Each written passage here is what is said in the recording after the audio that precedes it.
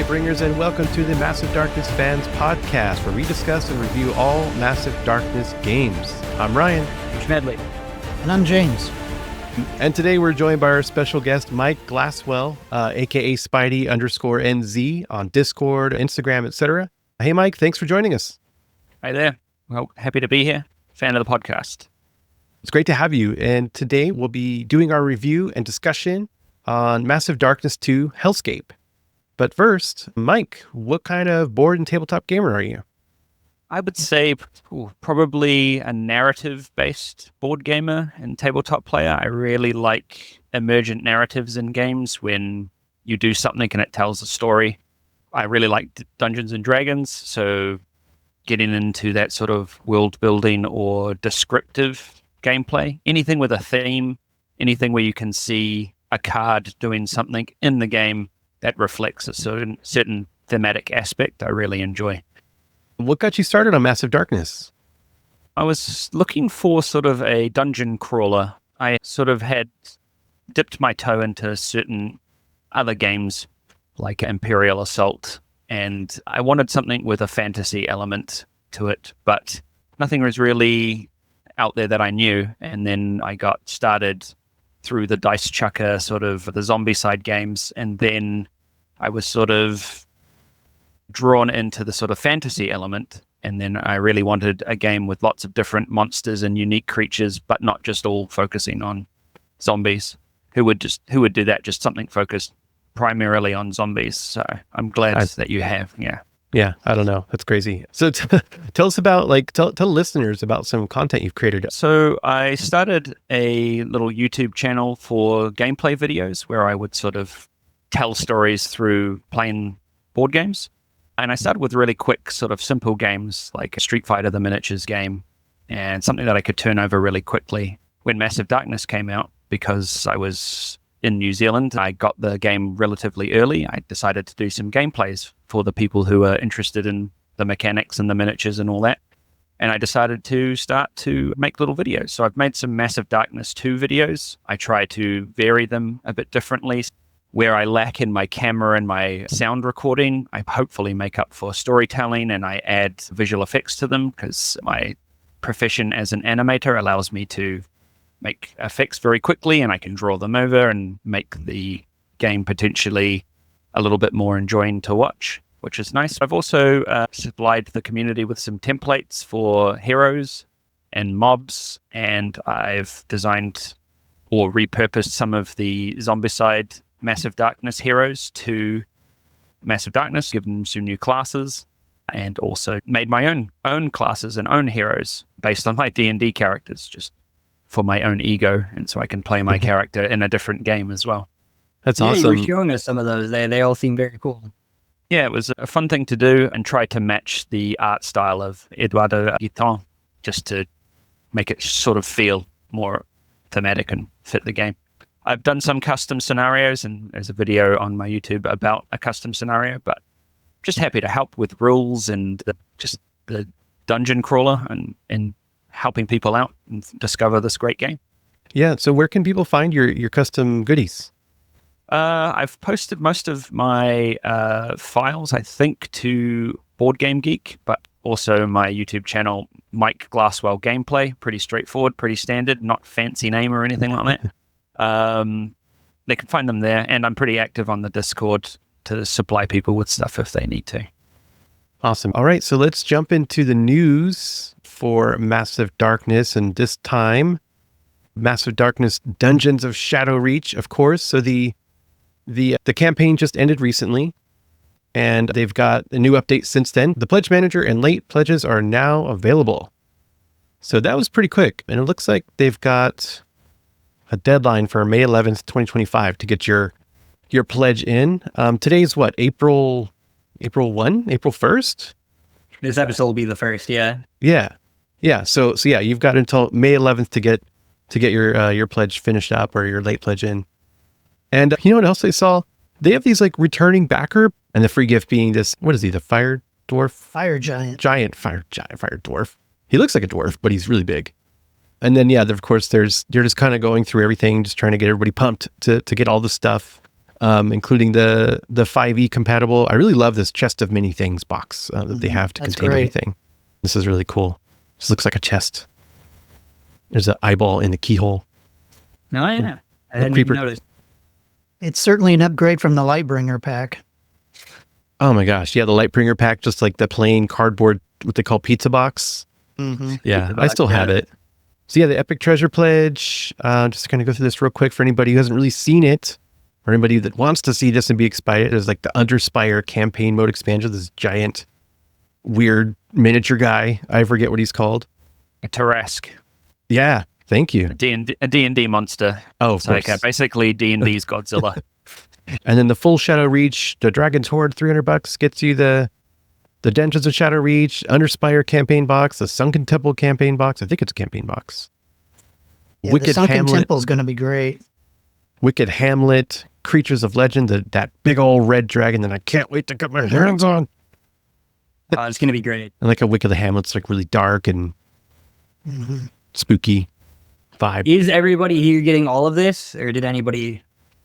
No, I covered my eyes when I saw it. Yeah. I had to wait. I'm going to wait for retail. I already have I get too it. much Massive Darkness stuff. When the I shipping, didn't get any of the RPG stuff, but I got all the board game components. Yeah, I got everything new but the RPG stuff. Obviously, I didn't get another, what do they call it, the Darkbringer pack? I didn't get another one of those. And I didn't get the class upgrade pack because if you have the old Kickstarter, you don't need that. I just basically got everything new but the RPG. these heroes. Yeah, I just wanted to wait to retail just because of the amount of stuff I have. But I think I might be able to repurpose old heroes with the new classes. I just really want the new classes because those are the things that make the game pretty fun, which is nice. Yeah, absolutely. Yeah. What do they have? but 7 I- new classes in this campaign? Warrior, Hunter, Rogue, or Assassin, Chronomancer. Chronomancer. Yeah, that's cool. Think that might be a 6. They do 6 for it, or would they do more? Yeah, they said it was 6 new, like on launch, but I couldn't remember if there was one unlock. For some reason, I thought there was like a one more that was in one of the expansion boxes, but I could be wrong. Probably wrong. Cleric is new. Oh, Cleric. Cleric. Is Yes, cleric sorry. new? We didn't have a Cleric? cleric before? We have a Paladin. Oh, you're Let's right. see. Yeah. Well, they're right here. So like, okay, warrior, assassin, Herbalist is new. Herbalist. Yeah, that's right. Yeah. Assassin's new. 3, Cleric, cleric, Hunter, Assassin, 4. Chronomancer. There's a Hunter class too that's new. Oh yeah, Hunter class is new. I love how unique all these heroes are. Like they feel like they're just even more unique than what they had before in the previous games somehow. Yeah, the elephant or the elephant fighter. There's an elephant cleric, Yeah. Lord I Orson. recently ran a D&D game where somebody played as an elephant. I like there's Phoebe, this like little goblin ranger / hunter. Is cool. There's a vampire, chronomancer. There's basically Torbjorn from like the Overwatch games, which they kind of had already in one of the other characters. I Love the felt name like, Oop. Great name. yeah, Thoop. Yeah, and like this dragonling kind of guy. Are these the Kickstarter stretch goals? Are they? They're not the core set? It's, Yeah, those are all stretch goals. looks like stretch goals. Yeah, Yeah, you're gonna be missing out. Maybe I can find some online. mobs. But There's yeah. Hognals, homunculus, Oh, I'm sure. Yeah. invisible warrior minions. They're not ring wraiths. Dryad minions. I love the Dryads. Yeah, they're Be funny. cool. If it was Invisible Warrior minions, and it was faces. They're gonna be Yeah. so fun to paint. Fairy dragon Yeah, minions. Oh, sorry. Yeah, Go those ahead. are awesome looking. Yeah. I was agreeing with you. Those are great. Roaming monsters. We got Porcupangolin. Yeah, I almost got it. Who can pronounce that? I'll give it to you. Porcupangolin. Yeah, that's good. Yeah. Medusa, Well, Medusa's good. Manticore, Thunder Giant. I'm just trying to get through quick, but if you want to go back and talk about anything, please do. Termite. Heck yeah. Jin. Yeah, termites. We need more termites. Fire demon. That guy's cool. Mhm. This blight. What is going on here? Love it. Evil Woods.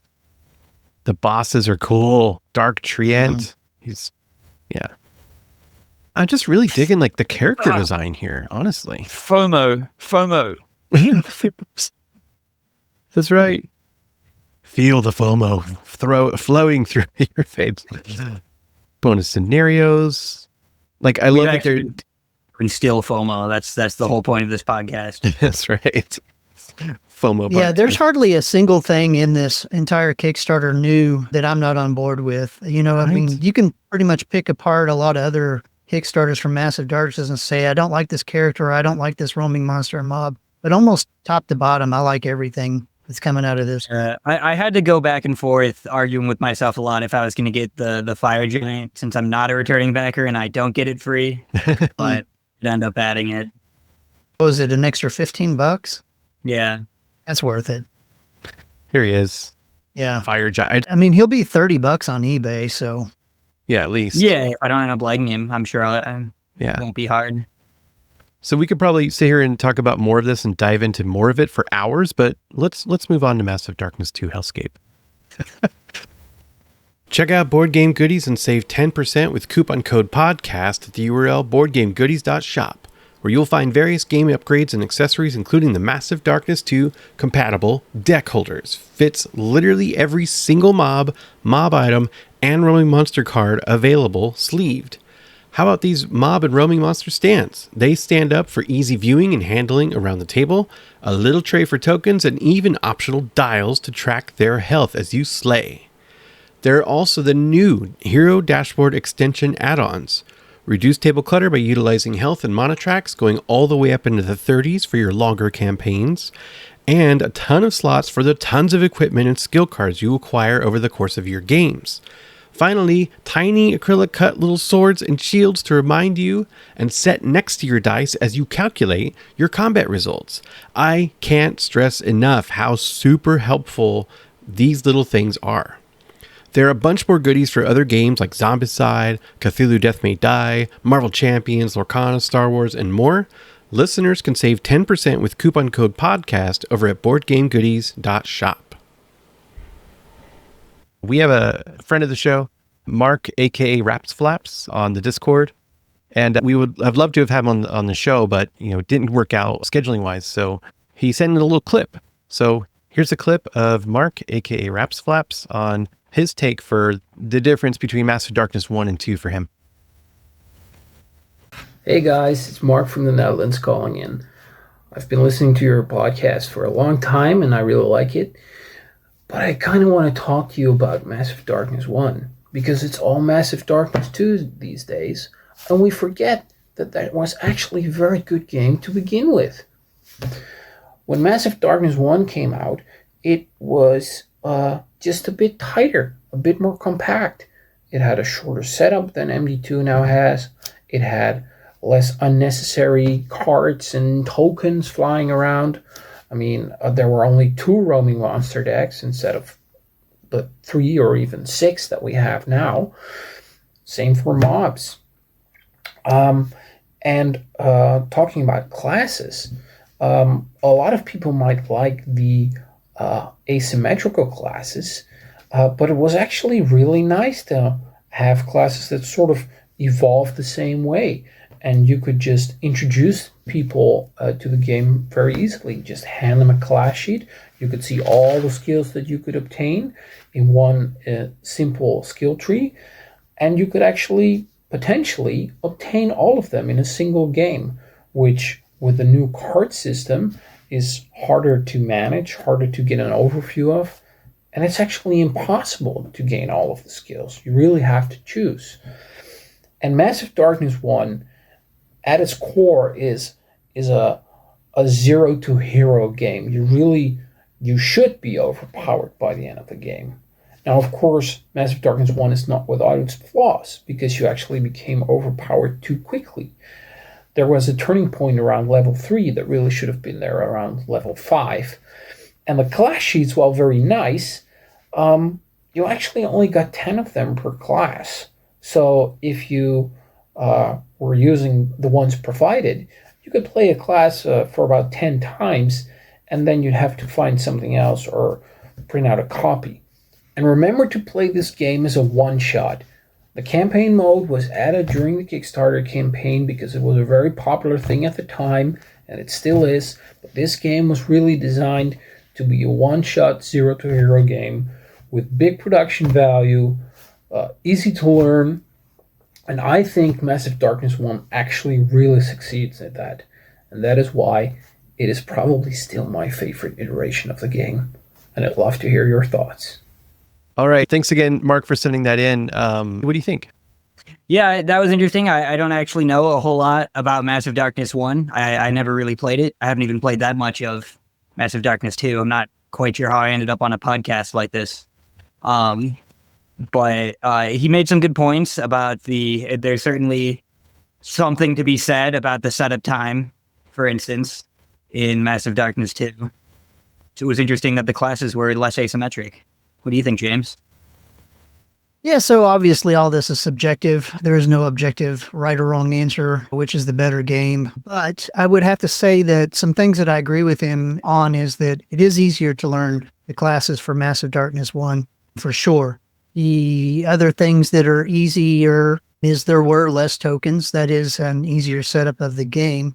But I would have to say on the flip side that I think that the classes were too easy and too similar. If you don't like tokens and want to get that gritty, then this probably isn't the game for you. Whereas I think the entire point of Massive Darkness 2 is to try and make this more of a crunchy game with more going on. That's why I think the improvements are there. I won't bring up the campaign systems between one and the other. He's absolutely right that if you're just comparing out of the box quest for quest. But I would bring this point up where you don't get to take all your skills or earn all your skills in Massive Darkness 2, but that's what makes it more interesting to me because now you have choices to make as opposed to, I'm just going to gain everything. Another point that he didn't bring up was not only is it easier to gain all your skills in a single game, but it's also a lot easier to gain every single piece of kit that you wanted in Massive Darkness 1. They had free ways to get more weapons and put them together and be able to get better and better weapons that has toned down in Massive Darkness 2. And I would also say that the items that you could get in Massive Darkness 1 were way more powerful, making the game way much easier. And if you like an easy game, or an easier game or a less challenging game, then absolutely Massive Darkness 1 might be better for you. But otherwise, I still think Massive Darkness 2, all of its improvements, hands down, make it a better game. Mike? Well, I was a little hesitant to get into Massive Darkness 2 because I was a big fan of Massive Darkness 1. So I can see a lot of the points that he was saying was my own thoughts, especially the cards and the equipment. For the life of me, I don't know why there is mob equipment and common rare. That could all feel like it's all one. I think it was probably just to give specific monsters specific gear that fit them thematically. But I really liked the card slotting mechanism in Massive Darkness 1 where you would plug the loot into the card and see if it lines up with their melee skill or their range skill. And then just giving all monsters either a magic item in Massive Darkness 2 or a melee weapon or a range. Gives them more variety, which is nice. But sometimes you get that thematic, hey, they're all carrying axes. Why are they using a ranged bow? And some people can get a little bit torn on that minutia, but I really like the enhancement that Massive Darkness 2's done.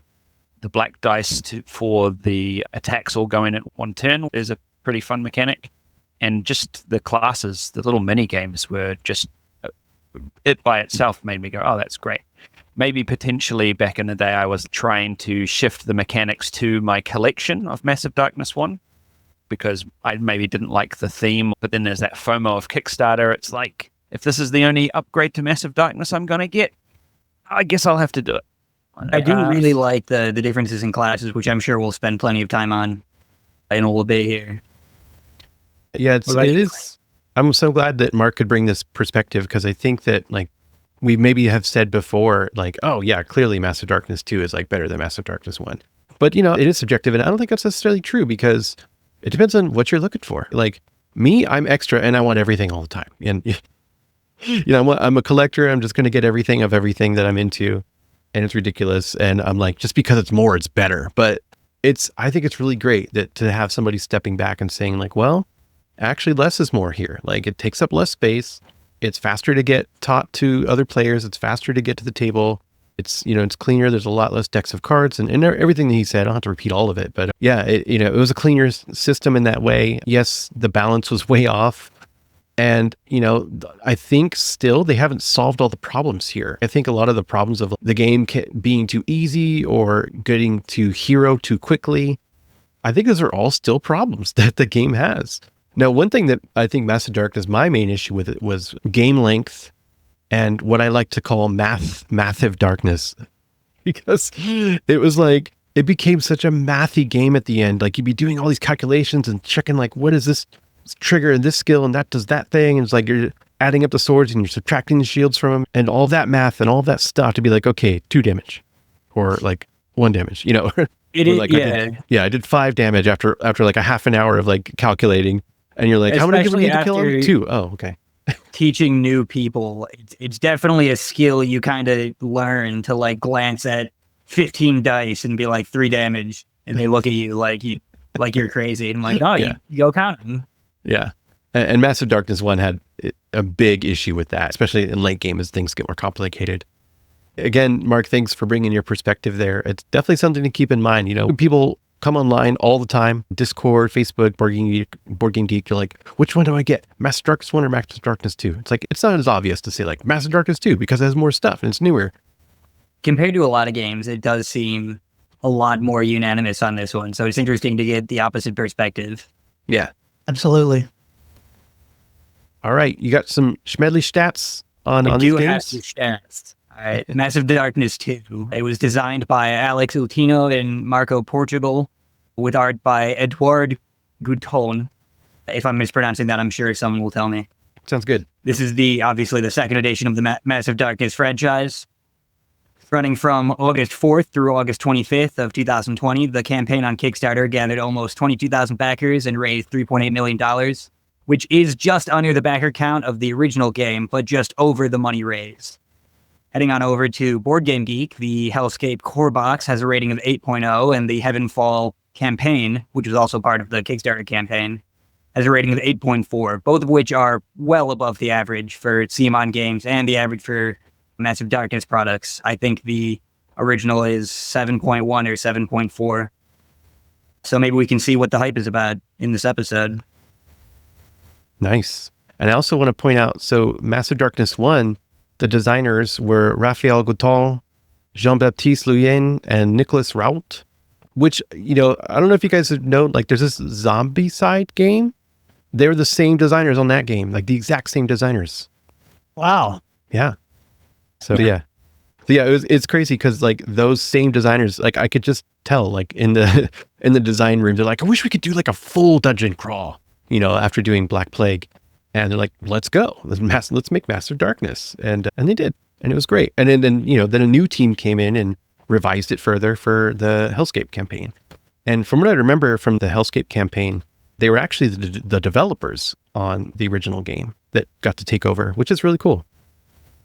So you're getting into Massive Darkness 2. What is it and what do you do? Well, the overall theme is a dungeon crawl. You are Lightbringers, heroes that fight against the darkness, which can be all manner of monsters and evil creatures. You as the player will select one of many classes that are asymmetrical in nature. They have little mini games. They're fun little engines that you can play off each other. And then you use that to collect loot, cast magical spells, defeat monsters, and maybe even work your way up to a mighty boss who has a new set of rules that will really put the Lightbringers to the limit, push them in all of their skills and all of the loot they've collected. This is a nice dice chucker, a zero to hero type game where might start off you're feeling overwhelmed, but slowly as you get more experience and more skill in the game, you can defeat your enemies, rise up above the darkness, and claim yourself as the champion Lightbringers. Yeah, it's cool. Like a lot of people like to also compare this game to Diablo, the video game series, because it's it's such an action-oriented game. It's so quick and there's so much loot, and I think that's like one of the biggest things. Per second is quite high. Yeah, high LPS. Yeah. Yeah. All right, so yeah, let's just dive into the review. First, let's just start off with the components in the game. What do we got So I here? will say, first note, I think Mark mentioned this a little bit. There's a lot of tokens, and it makes setup kind of complicated, but it also means organization is on the difficult side compared to some games. After you punch everything out and set it up once, you're unlikely to fit everything back in the original box without some kind of extra storage solution. There's so many tokens. I did fit everything except the tokens in. I think that's pretty easy, but I had to get separate. I have a tackle box just for tokens in this game. There's just so many of them that you need to keep separate. I suppose you could just put them in a big pile. The insane amount of miniatures and the insane size and shape of a lot of the bosses and the larger roaming monsters, it's a really quite a magnificent feat, a massive feat, if you will. Yeah. That they're able to fit in the box at all. You just hold all the monsters. The fact that the inserts that come to it. Yeah. Because there's so much variety. You got the components up. I mean, there's also a ton of different dice, which is always fun. 4 different kinds of dice. I love rolling big just a handfuls of good feeling. dice. The clacking noise is really nice and soothing to those people who like clacking dice in their hands. But I managed to get my Massive Darkness into 3 boxes and 1 sort of carry case, like a Magna rack, which has magnetic bases. And I managed to get them all in there. I've got 3D printed inserts. My tokens. Yeah, 3D printed inserts that somebody matched to the size of the box. So I've just sort of used them, and that works quite well. And then I found sort of a plastic folder, which is about this thin, which is my hero box where all the components of the heroes go in there. So this is all of Massive Darkness 1 and Massive Darkness 2. Oh, wait, hang on. Since we're with magnetic bases. So that has them all in there, and the bosses I just sort of have to keep out. But yeah, like you said, getting back in the box is break it on camera. like, please don't fall and break. Putting them all in the box is one of my sort of pet peeves from many games. Any game. Zombicide, you remember that game that you were talking about? That Yeah, I think so. Not very popular game. I remember my core classic box could fit the trays of all the zombies, heroes, and they all just sort of and everything put back together. Yeah, I just recently got Cthulhu Death May Die seasons 3 and 4. I forget what it's called off the top of my head. Fear of the Unknown. But Fear of the Unknown, that's it. The first time we played, I could not for the life of me fit everything back. And I didn't even like punch stuff out. I don't know why it wouldn't all go back in. It's the exact same as it was when it came out.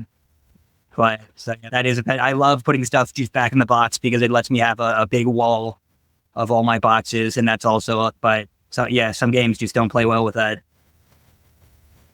Yeah, I think the components throughout the game are of quality that you would expect for the price point. They're good quality. I would have to say my 2 pet peeves on the components is the darkness track. I think that piece should have been the thicker board as opposed to just the paper. Mine ends up kind of bowing up all the time. For anybody, any creative 3D designers out there, that is a piece that just is dying for a custom 3D sculpted piece, complete with little slider. You could just slide up and down on the track as you go on the darkness track. I think that would be a really great piece. So you guys get on that, get cracking. And then the second pet peeve is just because of how much you use them, the rogue tokens get handled a lot, and those tokens will start to tear up on you over time, especially if your gaming group always has somebody that wants to play the rogue. That character they always will. That character just seems to. Again, I have seen some people on Board Game Geek or on My Mini Factory that have produced some 3D ideas, either straight up 3D tokens or little, what do they call them, capsules that you can actually put a coin capsules. Yeah. Thank you. Yeah. Coin capsule style to put around that. I haven't explored that or tried that. I kind of need to because my set is definitely showing a lot of wear and tear. As far as keeping all your tokens together, the divider box that came with the original Kickstarter for this game works really well. It fits all the tokens really well for me. I like the lid, how the lid can turn. You can use it on the top or the bottom. It's a nice design, and you can take out the little cups also if you want to do that and kind of spread it around the board. The tackle box seems to be a very popular. That certainly makes sense. But otherwise, yeah, the components are really good. By the way, I keep forgetting to mention, Schmedley, your collection is just looking so impressive back there. Yeah, thank you. I have all my Massive Darkness behind me. Oh, As man. usual. I was really hoping we could con you into like just going all in, going whole hog, and getting everything before this episode. That'd have been wild. Yeah. So Takes a while for stuff to arrive. I'm sorry. I went all in on the game found. yeah. Tell them to hurry it up.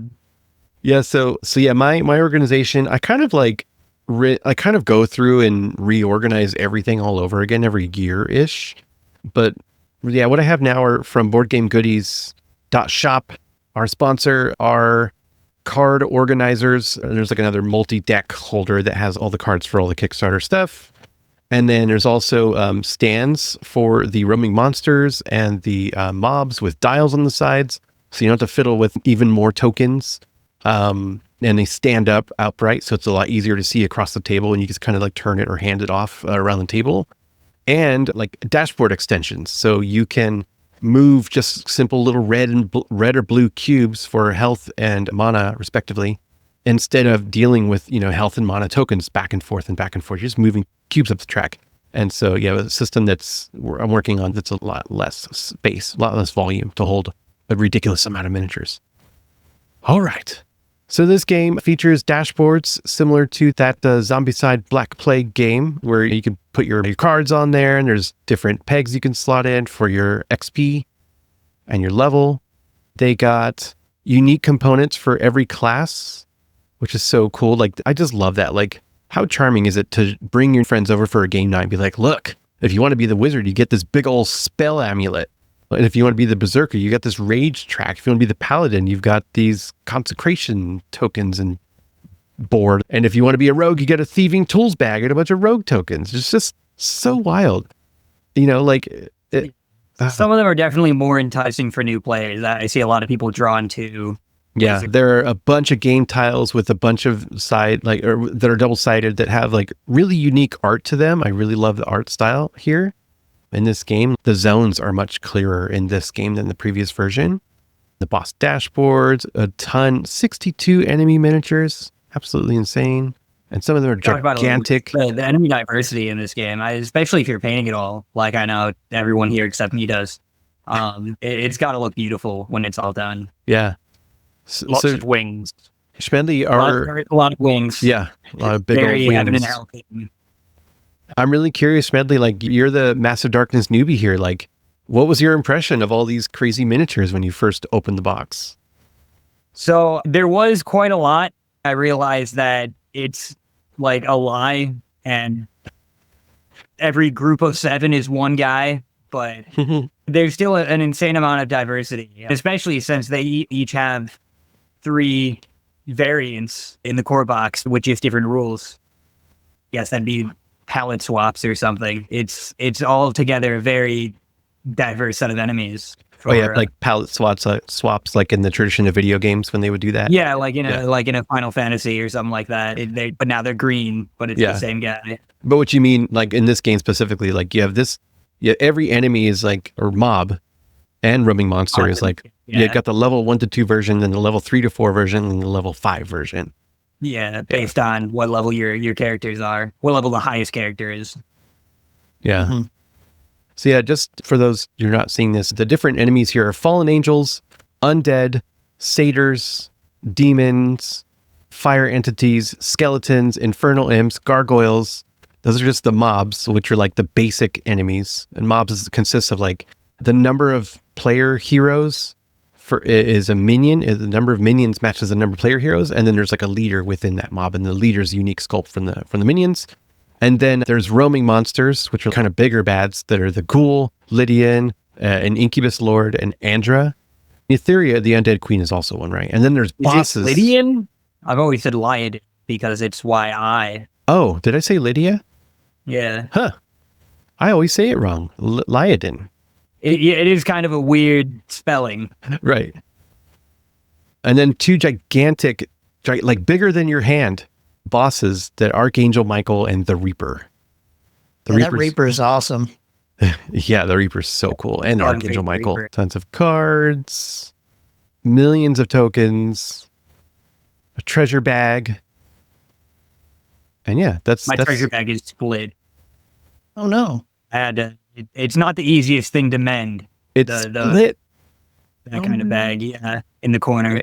Yeah, it is interesting on the rules here. The treasure bag here looks like it's a material, but it's a very thin parachute plastic in the game. Yeah, I wasn't sure exactly what to call it. That's a good description, though. Yeah. Same thing as the rogue bag.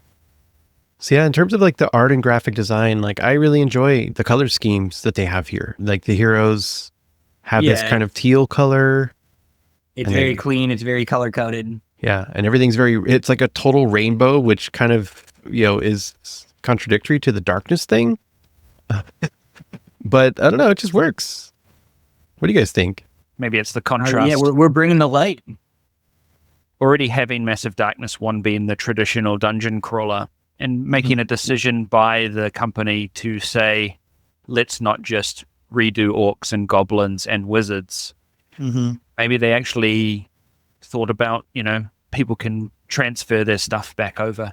Maybe you said it was quite popular, Schmedley, with the campaign, so maybe the theme wasn't totally deal-breaking, not being a traditional fantasy or a traditional dungeon crawler, having the yeah, I mean, it's definitely a traditional dungeon crawler, theming-wise, going they're very dedicated to the heaven and hell, I guess, as a mirror to the light versus darkness that they already have. But maybe it was just because they already did a lot of the very generic Tolkien-esque fantasy stuff. But I mean, it seems like they kind of came back around to it for the newer one too. I'm not too familiar in America. Did the heaven and hell ever divide? Was there any controversy like that, James? That's your specialty. Yeah, so throughout the Kickstarter, you got a lot of people complaining, as they'll always do on these Kickstarter, that they didn't like the theme and they weren't going to back it because they didn't dig Angels and Demons and they just weren't feeling it. 598 less pledges than MD1. I don't know if that contributed to that at all, but there were lots of people in almost every update commenting about how they did not like the Angels. Like, it's not an American thing. It's just on the comments page of a website. That's true. I don't know. Yeah, it is Angels and Demons, and I understand why people made that connection. And the boss is named Michael, I suppose. It's never seemed super biblical to me. Okay. We have a lot of animation work with, I don't know if it's called the Bible Belt in America, but we've done a couple of Christian related shows, and I know it's quite big there. And I wondered if that might have attributed. But like I said, it's a international type of game. It's not just specifically in one part of the world. Yeah, it's definitely pulling from religious backgrounds. It's taking the aesthetic. Certainly. Oh, man. Yeah. Gold. Oh, that's beautiful. I never saw anybody complain like they were offended that they were using, religion, like in straight up names sure like Archangel Michael. I'm sure. Yeah. I'm sure. But I never saw it personally. The only thing I saw was just preference. Like, I don't want that. I want just more generic fantasy, thing. They never got super heretical. Like, they don't have, Jesus Christ coming in as a cleric. Oh, I know. Yeah. That would have been a bad idea. Yeah. I was one person who was not originally a fan of the heaven and hell, but I would have liked the Kickstarter to sort of be reversed, like the Underdark one to be Massive Darkness 2 when I got it, and then this new one, the Shadow Reach, be with the Angels and Demons, because I thought this was my only chance to get an upgrade for Massive Darkness 2. So I sort of was like, all right, even though the theme might not be jumping out at me, I'll get the new system and then the new classes. It is bold as the default. It does seem like a theme that would be more of an expansion, but it might just be, like you said, they wanted to kind of make it more different from the original. I don't mind. I like, some of the creatures that came out on my adventures, gargoyles, satyrs, skeletons, Yeah. Those things still were pretty nice. That goofy-eyed little goat man.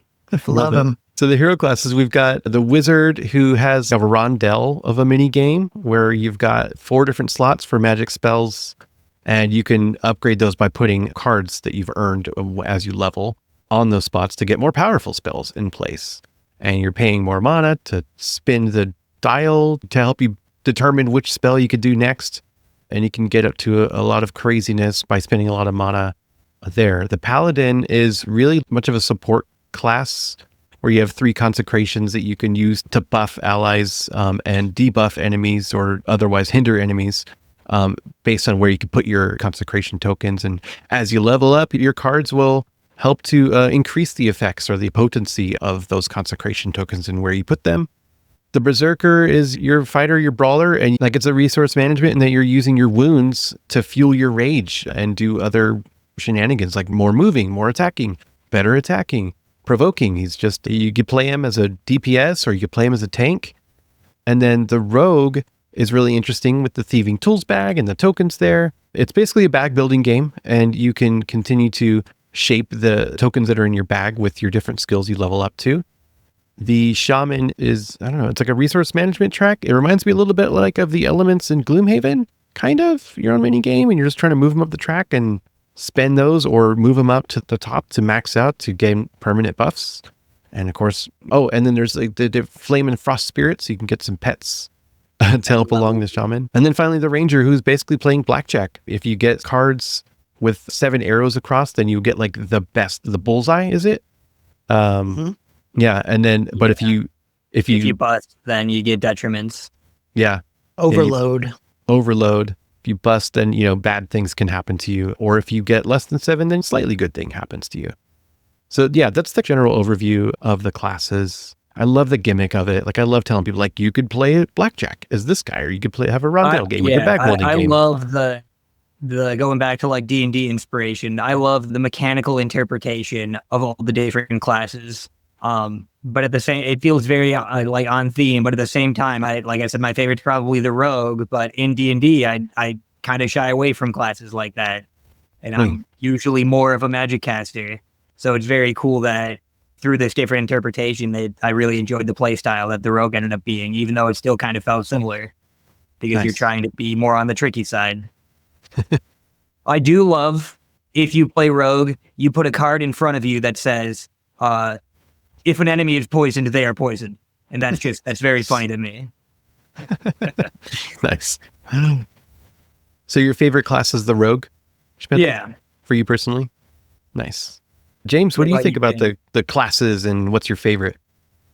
Yeah, so I break them down into 2 things. One, which is the easiest class to learn? Because I understand that bringing this to the table for the first time or to a new group, that is a concern with a game like this, because this game is crunchy. And then versus the most powerful class based on my experiences. And I would have to say the easiest to learn to teach somebody is definitely the Ranger and the Rogue. The Ranger, as you already said, you're just putting out cards hoping to not go over 7. And the Rogue, I would say what makes it an easy class to learn is it's a very easy way for a new player to keep count of how many actions they've spent, because they're literally flipping over tokens using their actions with those tokens. So they don't ever have to like get halfway into one of those mathematical battles that you described, Brian. And then, after everybody figures out all the stuff, they go, now what action was that? The Rogue makes it, a lot easier, I think, for people to grasp that. I would say after that, the Berserker class, and the Berserker class is a very easy one to learn, but for new players, I don't think they like the concept of having to take wounds, having to take damage to be able to make anything that they have work. And that can be frustrating for people, especially once you start getting good, say you get some good armor or you get some good weapons and you're just never taking wounds because you're killing everything. I mean, that sounds great, right? But you're not being able to use anything special about your class. I played Berserker first, but that was also my first game. And that was also the only game where I collected the full set of Shadowbane armor. But it also just meant I barely took any damage. It had a bunch of buffs that's like, now you take less damage. I don't want to take less damage. Right.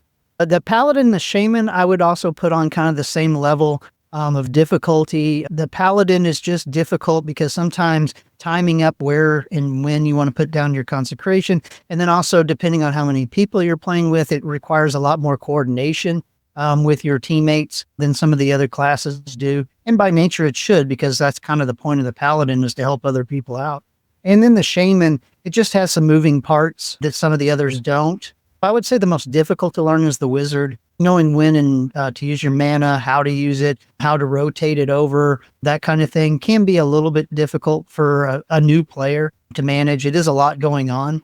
As far as most powerful, I think hands down the Rogue is the most powerful class of the 6. What makes a Rogue so powerful is just the amount of actions you can start generating, how many more than 3 actions you're going to end up getting in a turn. It just, you can really take advantage of some of those. The wizard and the shaman, I would say, are on par, especially if you know how to play them.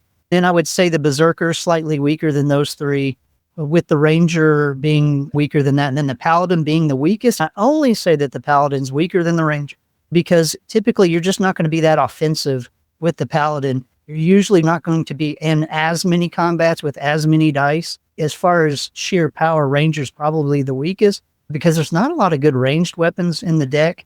If you get him caught in hand to hand by himself, he definitely gets weaker. But I would say the ranger and the paladin are probably the weakest of the classes. My favorite to play is probably the shaman. I mean, rogue is awesome. There's nothing wrong with any of the classes, but the shaman's probably my favorite. I would Mike, like what do to you try the like? shaman. Yeah, one of the people in my group always wants to play shaman, so I haven't gotten the chance. Yeah, for me, I would agree fantastically with what you are saying, James. I think you've tiered them very well, and it's exactly how I would have tiered them as well. I've played all of the heroes, even into the expansions and the extra classes. I was also always a bit soft for the paladin, just because the look of Sir Ronan, the character, that's probably my favorite art, just a full plate knight. And my character in D&D is a very sword and board type hero.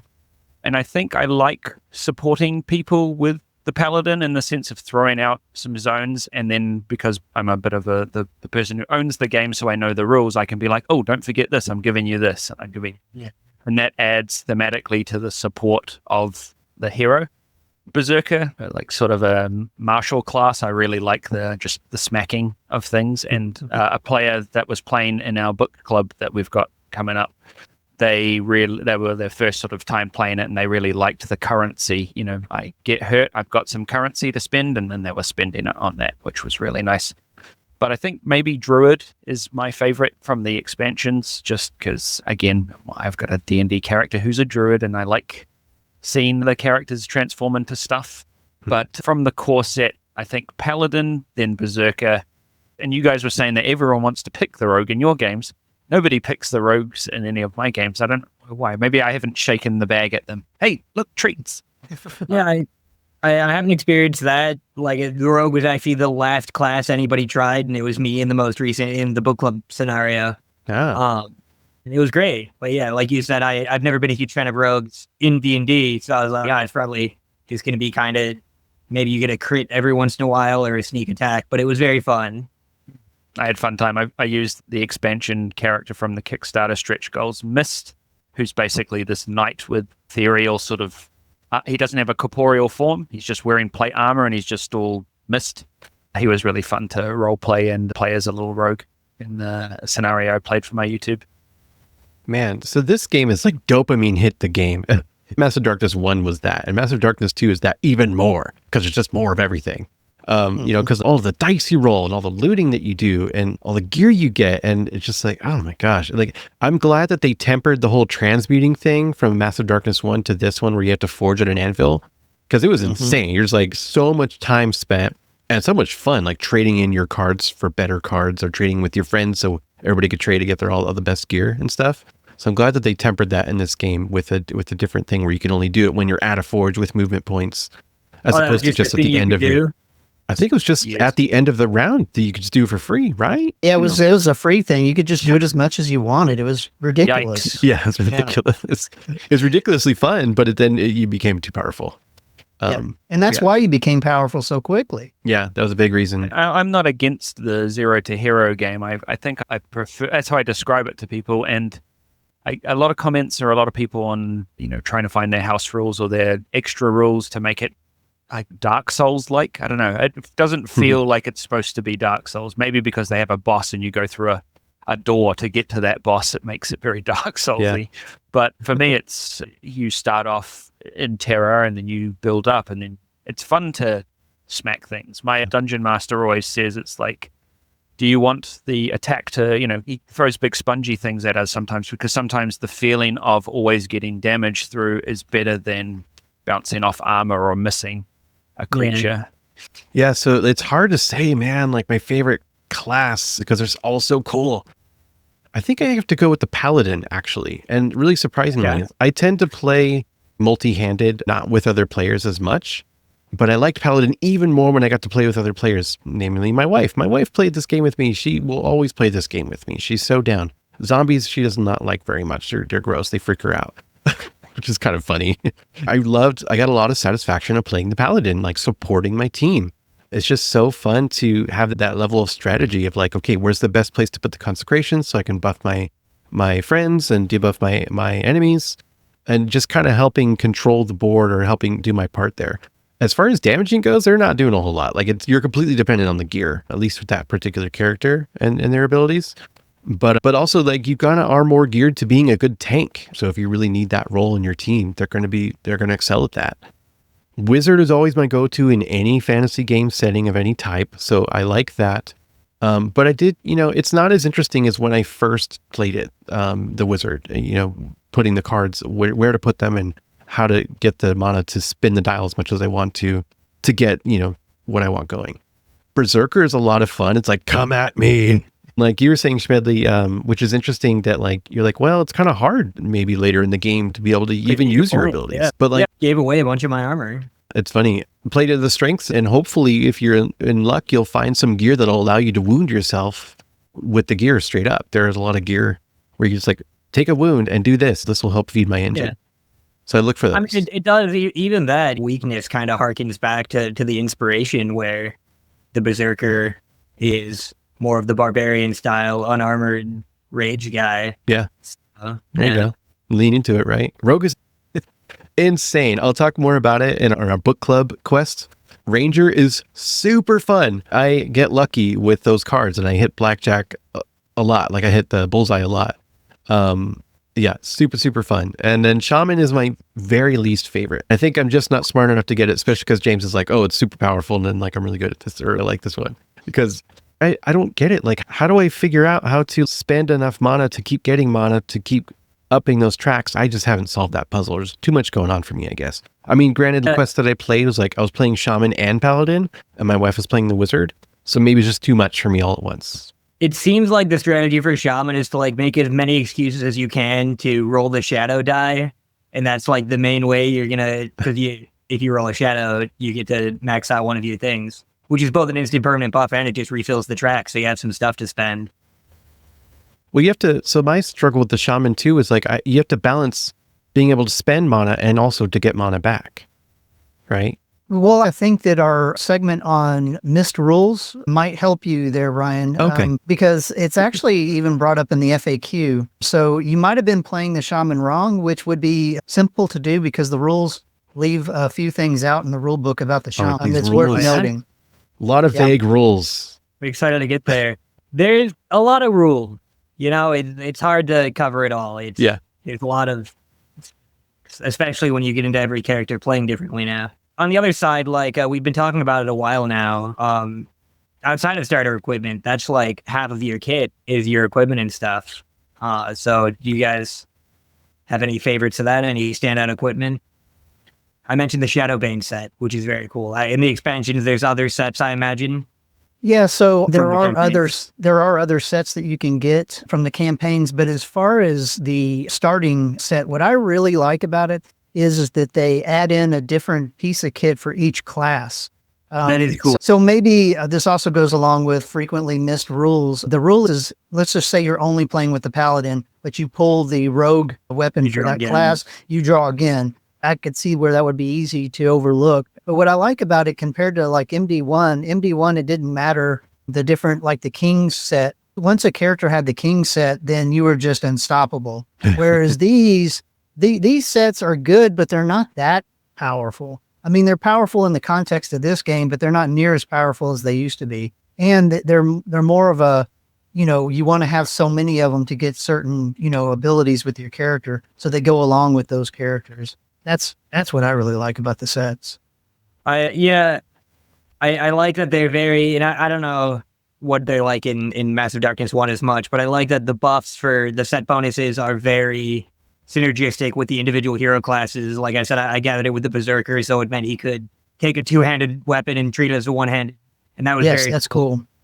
I do like that. I think it's always the rarest piece. I think all the epic pieces are the class-specific ones, and you can find the other three in the lower decks. and that's cool. Especially if you find like your friends, and then you can be like, "Well, come over here, and I can give it to you." Yeah, and as far as equipment goes, the other thing I really like is they've expanded what you can put on your body. You have more than 3 slots now. You have more than just armor and 2 hands. Now you've got, I can put on pants. I can wear a ring or some gloves. I can put on a helmet. I really like how they parsed it all out to where finding more stuff, and now you can do more stuff as opposed to just keep it in a stack of a bunch of stuff you're never going to use. I like that it's not just do more stuff. It's like help tune your character how you want the play style to go. Yeah. Right. Yeah, that's what I was going to say. It's very cool how diverse the effects are, because you can actually like kind of build a play style in addition to your skills or alongside your skills, and be like, most recently when I was playing Rogue, I don't use my mana for much. So I had a bunch of equipment that's like spend some mana, do extra damage to go along the rolling extra dice for my Rogue. And it was very altogether, it fit very well. And then our shaman always got a bunch of game mana for doing this stuff. The game is playing not against you, but the game is playing its own automated bag building game. The token bag or the treasure bag. You know, you start with all the basic treasures and a couple of rares. And then as you level up, you put more rares and then eventually epics in there. And then other things will add, you know, different, the darkness track, right? We'll do that. It's pretty neat. And like, it's a fun way for it to help it gradually scale and add a little bit of randomness, but mostly just to gradually scale the kind of gear you can get. I was just looking at the cards real quick, and I didn't know this until right now. Spoilers, that the mob items level 1 to 2, the yellow cards, they only have yellow dice for their weapons. Actually, they're only weapons. I did not know that until now. And then the common deck is going to have almost like mostly yellow, but a couple of orange dice. I think there's occasionally like one orange.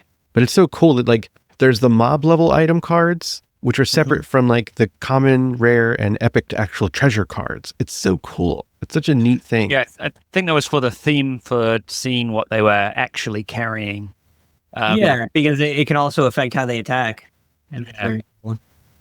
Yeah. As for pieces of equipment, I really liked, I guess it's the martial class. I really liked the flaming sword, berserker blade, and I think I've got the throwing axes, which I have here, which I really like. Oh yeah, which those are great. I'm struggling to think of specific examples I wish I had my deck at, but don't pull your deck out. Yeah. There's a like also a promo card that you can get from like the Simon promo pack, the Sorcerer's Hat. Do any of you guys have this card? It's new. It's there's like a Simon promo pack of like a bunch of cards for a bunch of Simon games. I'll read it to you. It's a cute little like typical wizard pointy hat. And it goes in the helmet hat slot. For 1 mana, you roll a purple die, the shadow die, and you can apply the effect, and you can only do this once per round. If it's mana, then you gain that many mana. If it's swords, you deal that many wounds to one enemy in magic range. And if it's the shadow, then you get +1 action. That's cool. Yeah, so I got this on a very underpowered hero that I played in a recent quest, and it really helped. Really helped to like help balance out, because this is pretty dang powerful card. Yeah. And I found that also, spoilers, is that maybe not every deck, but like the common, rare, and epic decks, I'm pretty sure that they literally just have 2 of every card in it. Yeah. So now I'm like, now I need to get a second one of these. Or not. I don't have to. I know. I always tell myself I have to get more things.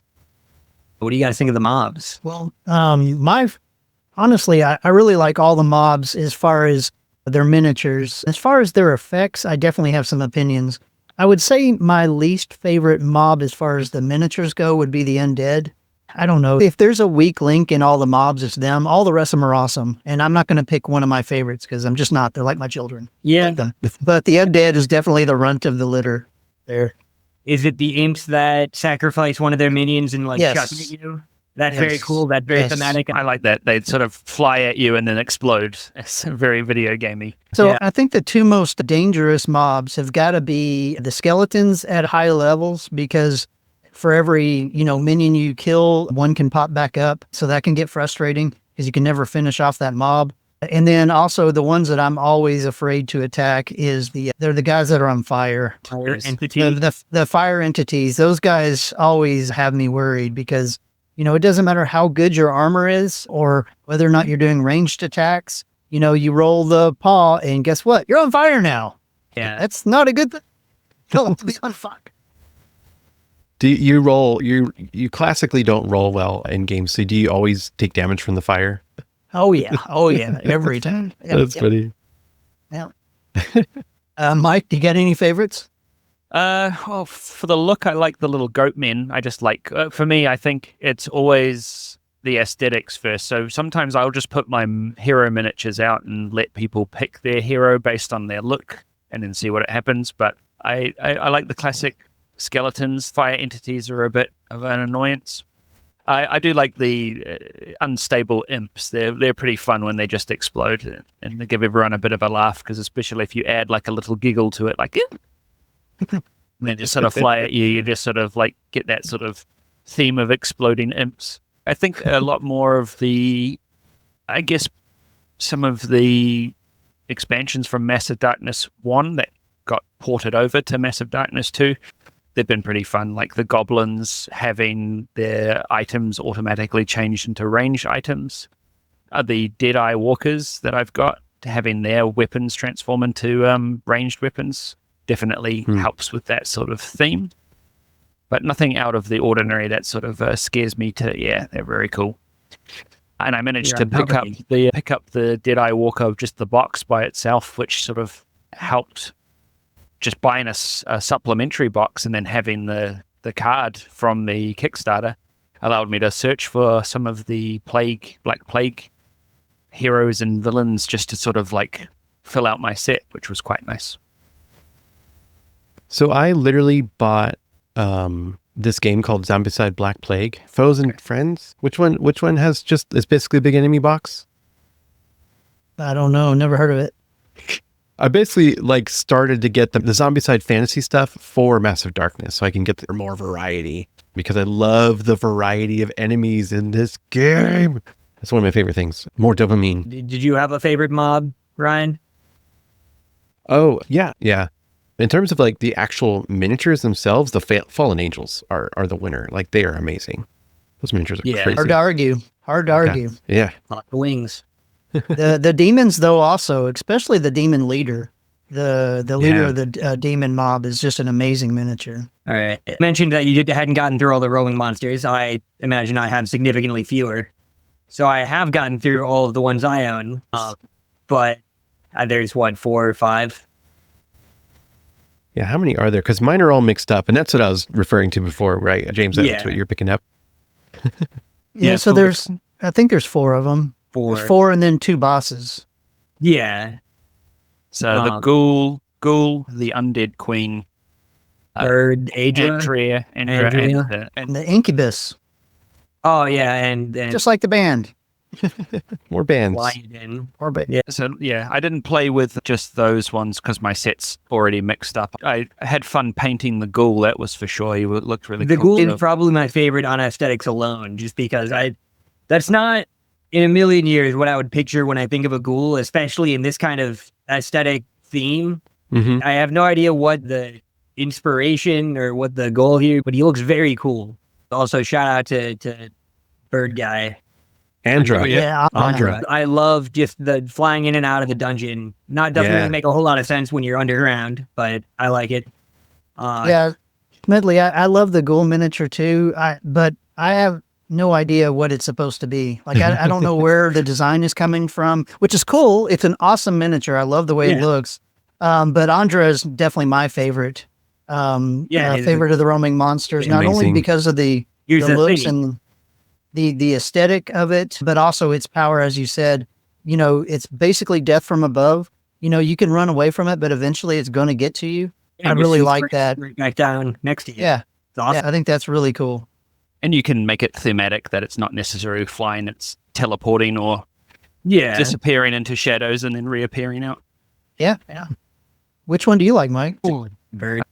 Mine, I do like, I'm pronouncing it, I just say Ythria, the undead Kreenor. She's pretty cool at commanding other mobs and making them stronger. She's the one who, adds minions, which is quite nice for difficulty.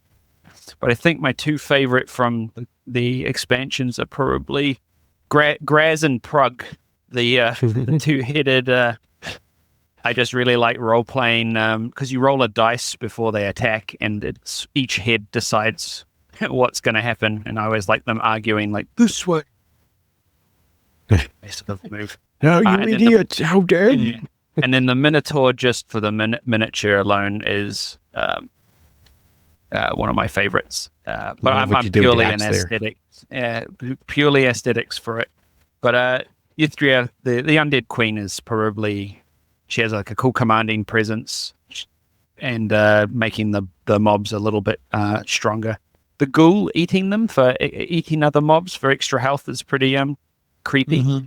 And I did have fun painting that That one. is also cool. That is cool. And it does kind of add to, like, he doesn't really seem like he belongs. He's He's actively preying on the other monsters there. Good point. Even they're afraid of him. Yeah, so the ghoul, I mean, I guess he's just kind of like a giant lizard with a bunch of armor on him and like 4 tongues sticking out, right? Yeah, he's, just your standard giant lizard. But yeah, it is cool. I love that just saying a giant demonic lizard thing. Godzilla? But yeah, I agree. The ghoul stands out. Well, they all stand out. They're all so cool. Like, they're just, they're also unique. Like, I got them right here. I'm like, they definitely get wows, and you got to pick one on the table. Yeah. Like, they look amazing. Such an imposing presence. The abilities are so cool. The character design is so cool. The names are hard to pronounce all the time. But yeah, like eating other minions to get more powerful, and that makes for fun decisions. And Andra, like flying in and out of the board, on and off the board. I think I have yet to face Etheria or Leodin, the Incubus Lord. I only get to see these 2 guys, or all of the rest, like all 500 of the other ones that I have from the expansions. I also feel like Andra and the ghoul spawn more than the other 2. I don't know what the deal there. What's the deal? Yeah. They are different as well from Massive Darkness 1. I think the whole new rule set for the the roaming monsters is a lot different than Massive Darkness 1. I think Massive Darkness 1, they followed the same pattern of can't attack, then move. I might be misremembering. James can follow me up if I am. You're right, Mike. But having a little AI card is really, really fun. There are a few in the expansions that target specific classes as well, which is quite funky, but they have an odd teleporting mechanic. Sometimes it's like, if there's this guy in the dungeon, just move directly to his space, and it might be 7 zones away, and then some people are like, how did that happen? So sometimes I have to use my role play as I'm charging through the dungeon, or to try and decide. And that's probably one of the things I have to do when introducing this game. Sometimes I sit out of the game. I just give everyone their players, and I will oversee the rules. I'll pull the cards and describe what's coming for them, just to make sure everyone has a good time and everything. Because if you add me to it or add another player, it adds time. Yeah. So, Mike, you say that's funky. I call those guys just mean. Brian, what's your favorite? You still haven't told us a favorite. Yeah, you got to pick one. I can't pick one. I guess 4 of them are drowning. You get 1 life preserver. Yeah. Which one are you throwing to? Come on now. Children. They're all near the fire, and they will melt. Right, miniature. Then it has to be Andra, because of the miniature is just so ridiculous. Like, it's so big and crazy and cool. I mean, you think it's a boss because it's so huge and imposing, and that's one for me. There are only 2 bosses. We could probably talk about them. One we fought. Mm-hmm. Yeah. So I still haven't faced the Reaper. That's the other one. So what do you guys think of the Reaper? So the Reaper is a way cooler miniature, in my opinion. I just love the whole Ursula, octopus vibe. I mean, it is very definitely on the Reaper. We need to make a Little Mermaid hero, so she can fight this. That would definitely be great. I'm sure that we can make like crab mobs and all that kind of stuff to go along with it. That's so great. I mean, if they're doing Care Bears, why not this? But right? No, the Reaper's in my opinion, is the cooler model. Mike? I've fought the Reaper for my YouTube video. I've fought him twice now. As for mechanics, I think it's a pretty interesting mechanic. The boss having their own actions. I think he might be the only one that gets 2 actions per roll. As he gets stronger, most of the time you just roll the 2 black dice and find out what they do based on what you roll. And you only roll that once for their activation. But the Reaper, as he gets more powerful, he gets 2. He rolls twice. And that can sometimes insta KO, or not insta KO, insta fail state. Yeah, insta fail state the game, because he basically is collecting souls and time, and he starts to extract them from these these hourglasses. And if you don't keep filling the hourglasses with souls to keep, he'll take them all and you'll be done. Sometimes surprisingly. He's pretty cool. I found some cool voice lines and voices to pretend to be him in the game, which is quite nice. He's got you want to share some? Yeah. It's more of a sort of a raspy, sort of liquidy sort of voice, just because he's sort of a submerged sort of demon. The miniature itself, I had to. He has a little like a deep sea fish grill coming out. The miniature is lacking it, so I had to make one with oh, nice green stuff. You can sort of see the teeth around it there. Very so I made nice. I made a little more for it just because it was missing, and I wanted to give that a try. And there work for him. Yeah, but very, very cool. I really like the boss edition. There was never really one in Massive Darkness 1. Normally I would just, for the bosses, it was like open the last room, add a level 5 monster, whatever level you're at, and that's the end game. But these boss mechanics are quite cool. It's like, oh, we're doing something different. Oh, he's interrupting each turn after a hero goes, oh man. Oh, he's attacking. Oh, he's swiping. Oh, you're getting hurt a lot. But depending on the how well you're stocked for the game, you might beat the Christmas out of him, and that's it. Or he might give you a hard time, especially if you're under-leveled. I think we came in just level 5, and one of my players was level 4 when we went and fought him. And good news for the Barbarian, it was hurting him all the time and powering him up. We'll get into that later. But yeah, I really like the boss mechanic. Yeah, it normally sometimes doesn't get played through in a game. Sometimes we might go, oh, we've gone into the boss. That's it for the night. Come back and do the boss in 20 minutes. But no, very, very cool addition to it. I'd like to make some custom ones. And the reverse, I'd like to do the reverse in the sense, like the Scorpion King miniature. I really love that giant scorpion. I'd love him to be a roaming monster, maybe the one that burrows under the ground. I made a custom character for the Boulette from Dungeons and Dragons, and I made it a character that moved only through the Shadow Zone spaces, so it would pop under and then pop out from those. So I'd like the Scorpion to sort of burrow in the dungeon. Would be pretty cool. But that brings me to the point of this game's a sandbox game. It's got its own mechanics. It's got its own systems that you can start to arrange your own tiles how you want and put your own things in there and start to see how they develop. And the nature of sandboxing, you can try stuff. It might not work, or it might be too overpowered, or it might be really cool, and you can try different things. And the game's mechanics allow you to experiment with these things. And I think that's one of the things that they were thinking of in the Kickstarter. Originally, they were going to print on the boards themselves what was in the room, and then it went to stickers, and then they went to tokens after that, because people were like, no, we want blank spaces for our own dungeons to be made from there. And I think keeping that sandbox aesthetic alive is going to help with custom scenarios, house rules, and all that sort of stuff, which is really nice. Yeah, I mean, we talked about it a bunch in previous episodes of the Massive Darkness Fans podcast, that fundamentally it is a very homebrew game. This is a game where here's the system, here's basically our examples of what you can do with it. Yeah, very cool. And I found myself getting a big spark of joy playing it last night. I was like, oh shit, I forgot how fun this was. Just doing really cool things and describing all the monsters, and again having them all painted was an extra plus. Oh yeah. Thank goodness for my friends bullying me about, hey, we don't like grey plastic on our boards. Who The only, does? the only peer pressure that I can encourage is painting your miniatures, Nice. or not. Before we move on, did you have any thoughts on the Reaper specifically, Ryan? We'll talk about Michael a bunch, I'm sure, when we go over book club.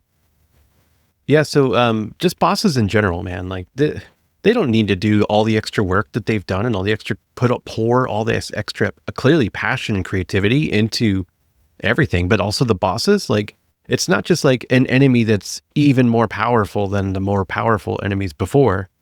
Like there's not just more dice and more health. It's just like so many more, like a new kind of layout of a dashboard and like a track on it, and just all kinds of crazy different abilities.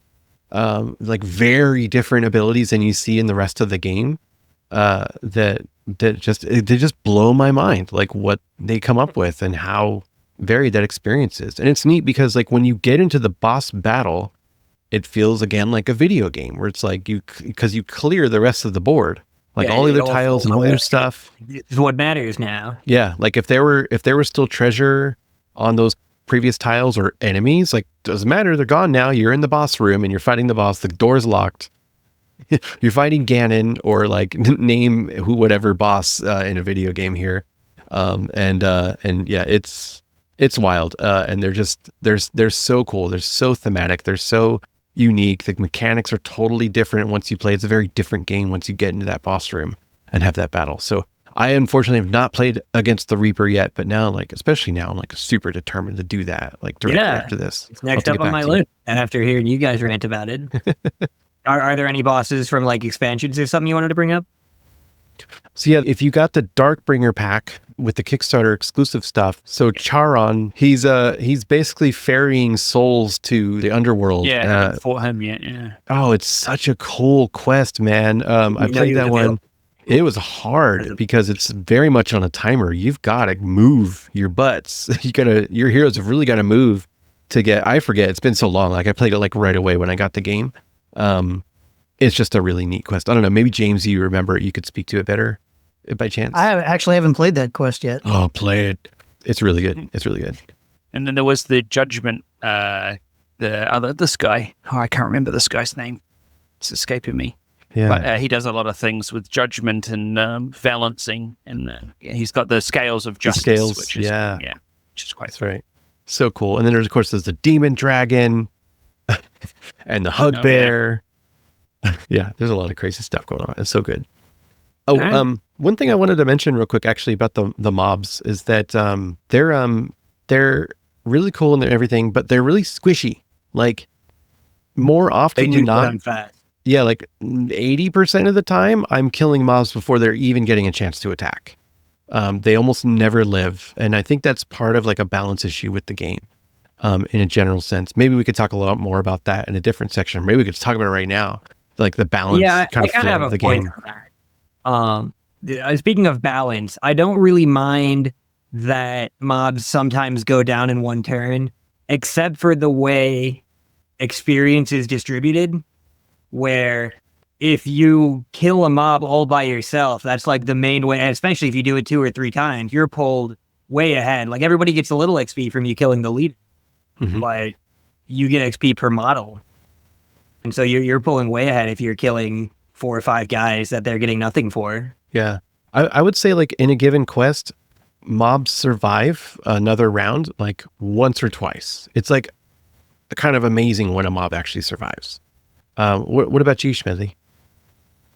So we do often, especially if they spawn back at the beginning, which I think is a common place for the like 3 or more heroes spawn point to be, is like close to the beginning.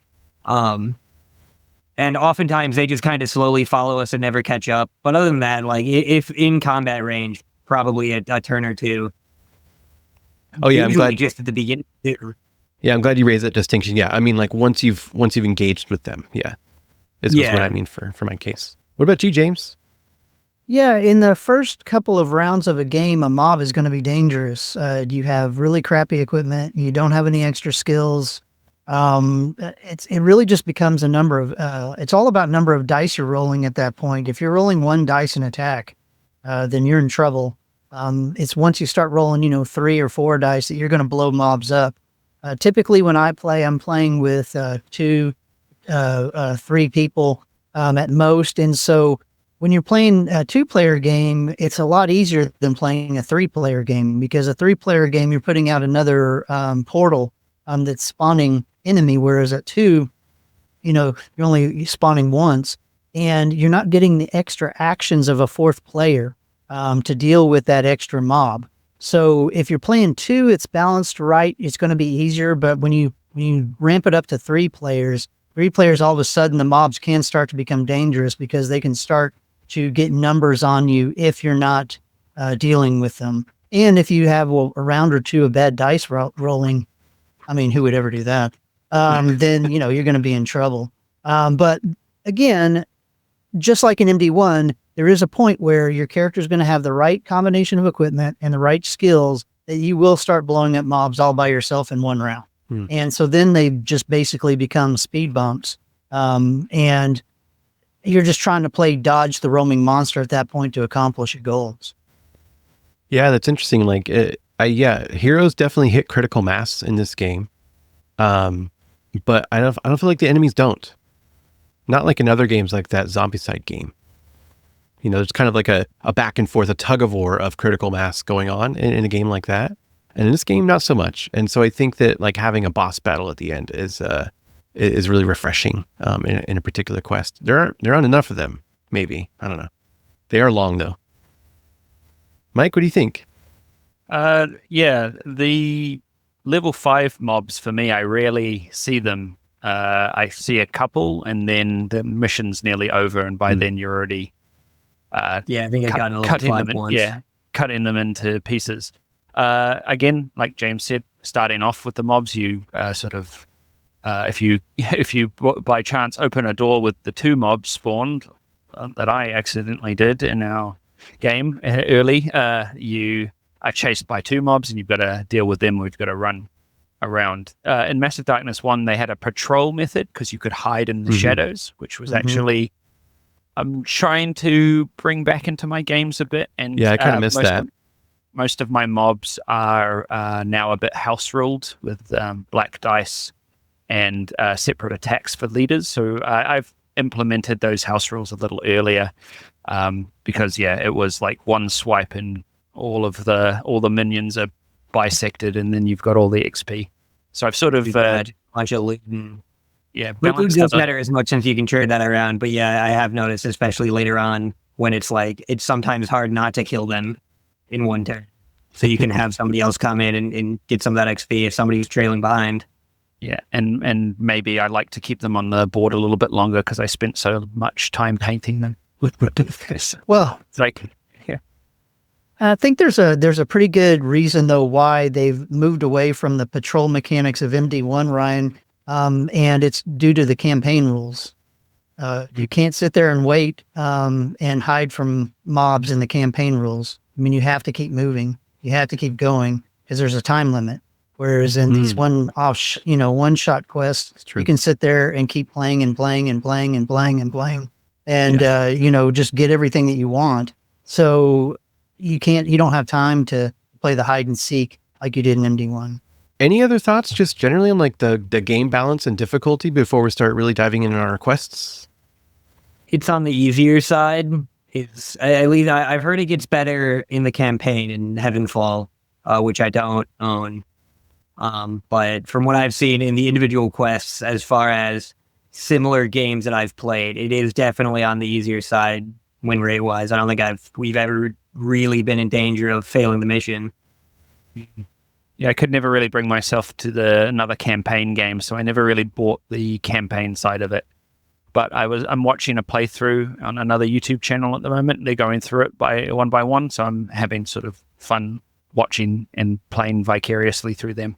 But I've always loved the one-shot quests just because I don't like tracking a lot of stuff outside of game. So having one game self-contained but definitely that zero to hero rears its head, and that's why some of my house rules and stuff are constants now. I feel that my group likes to bounce between games. So if we start a campaign, we'll do it like maybe once every 3 weeks. We'll do one mission of it, and it's like, well, it's kind of hard to get campaigns done like that.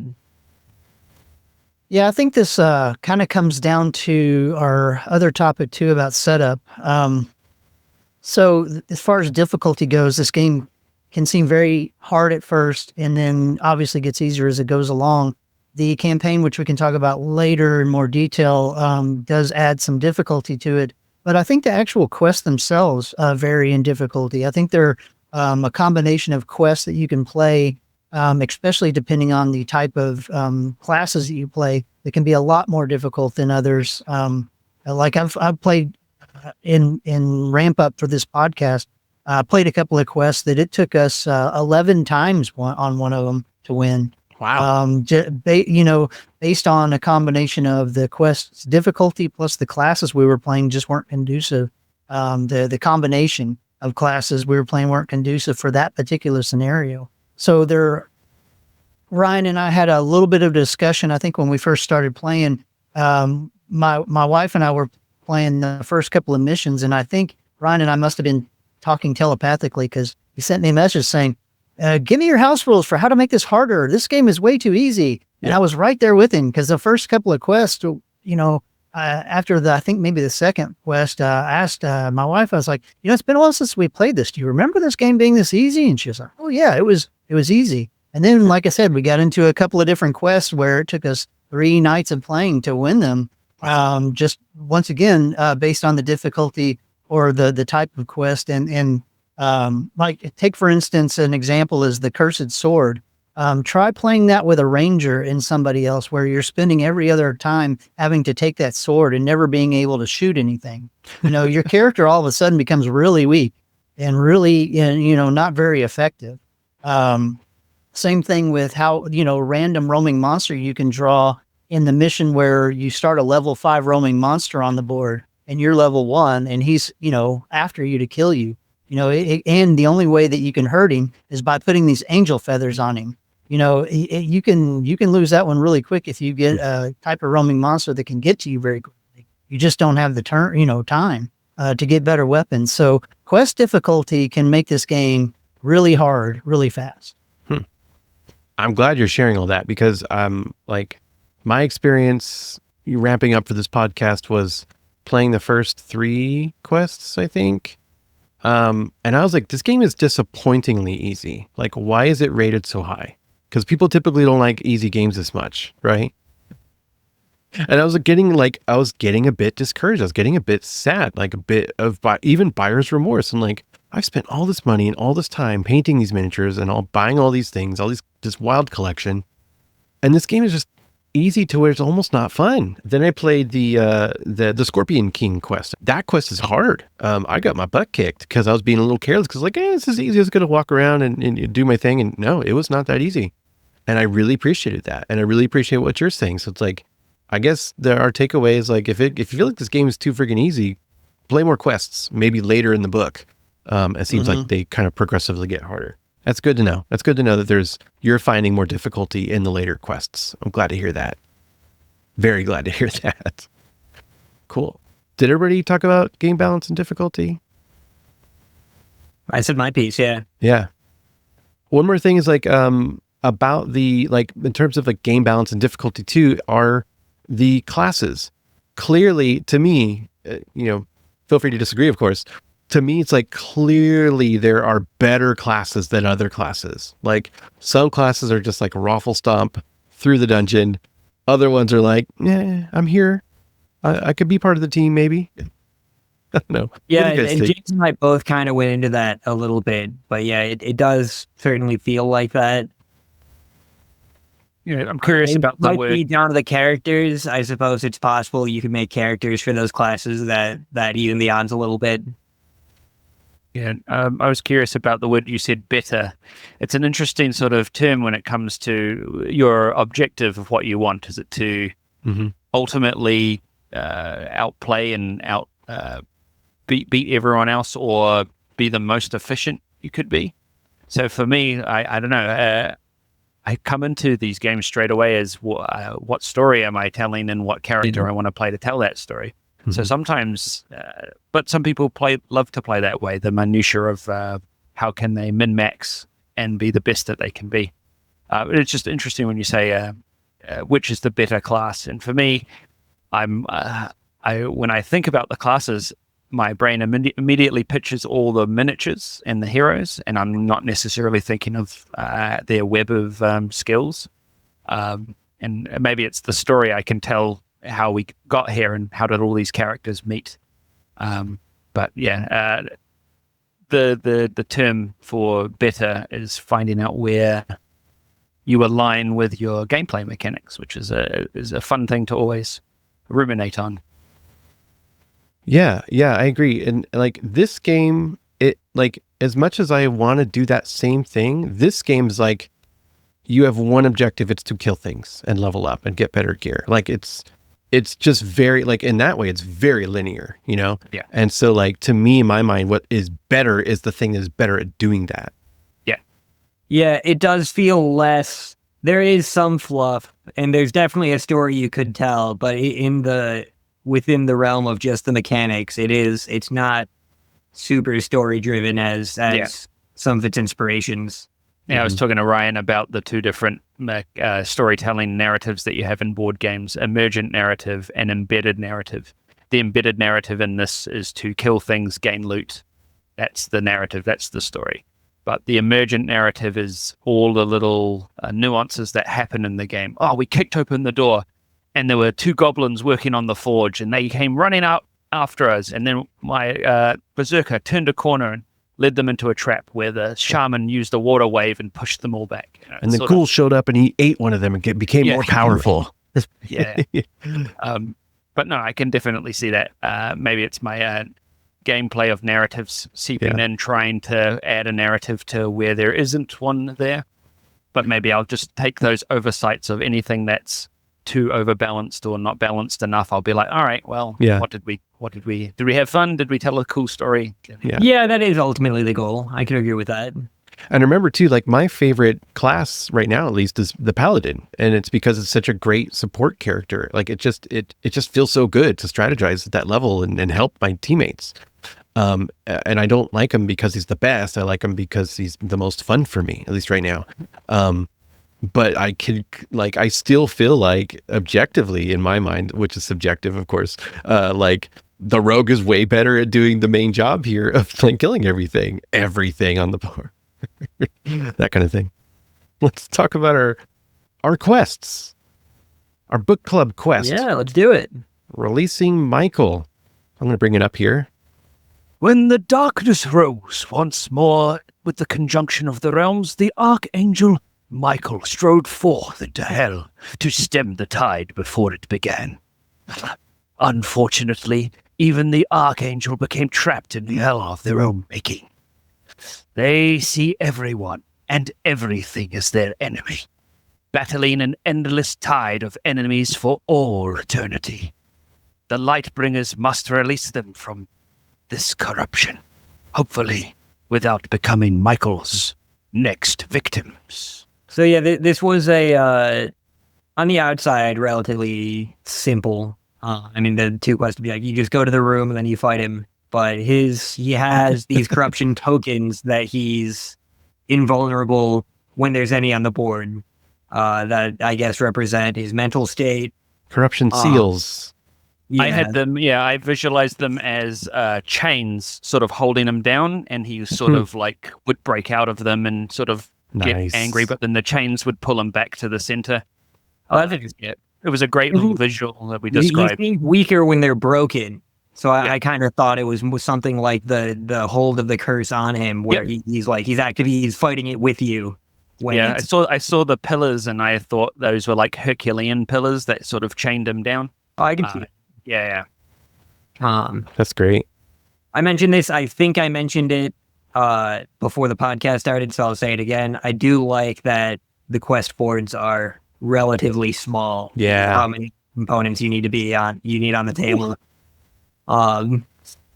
But yeah, I mean, you go in there, he's invulnerable until you get all the corruption seals, but he can put some on your board, which he'll use to sometimes choose who to target, who's the most corrupt.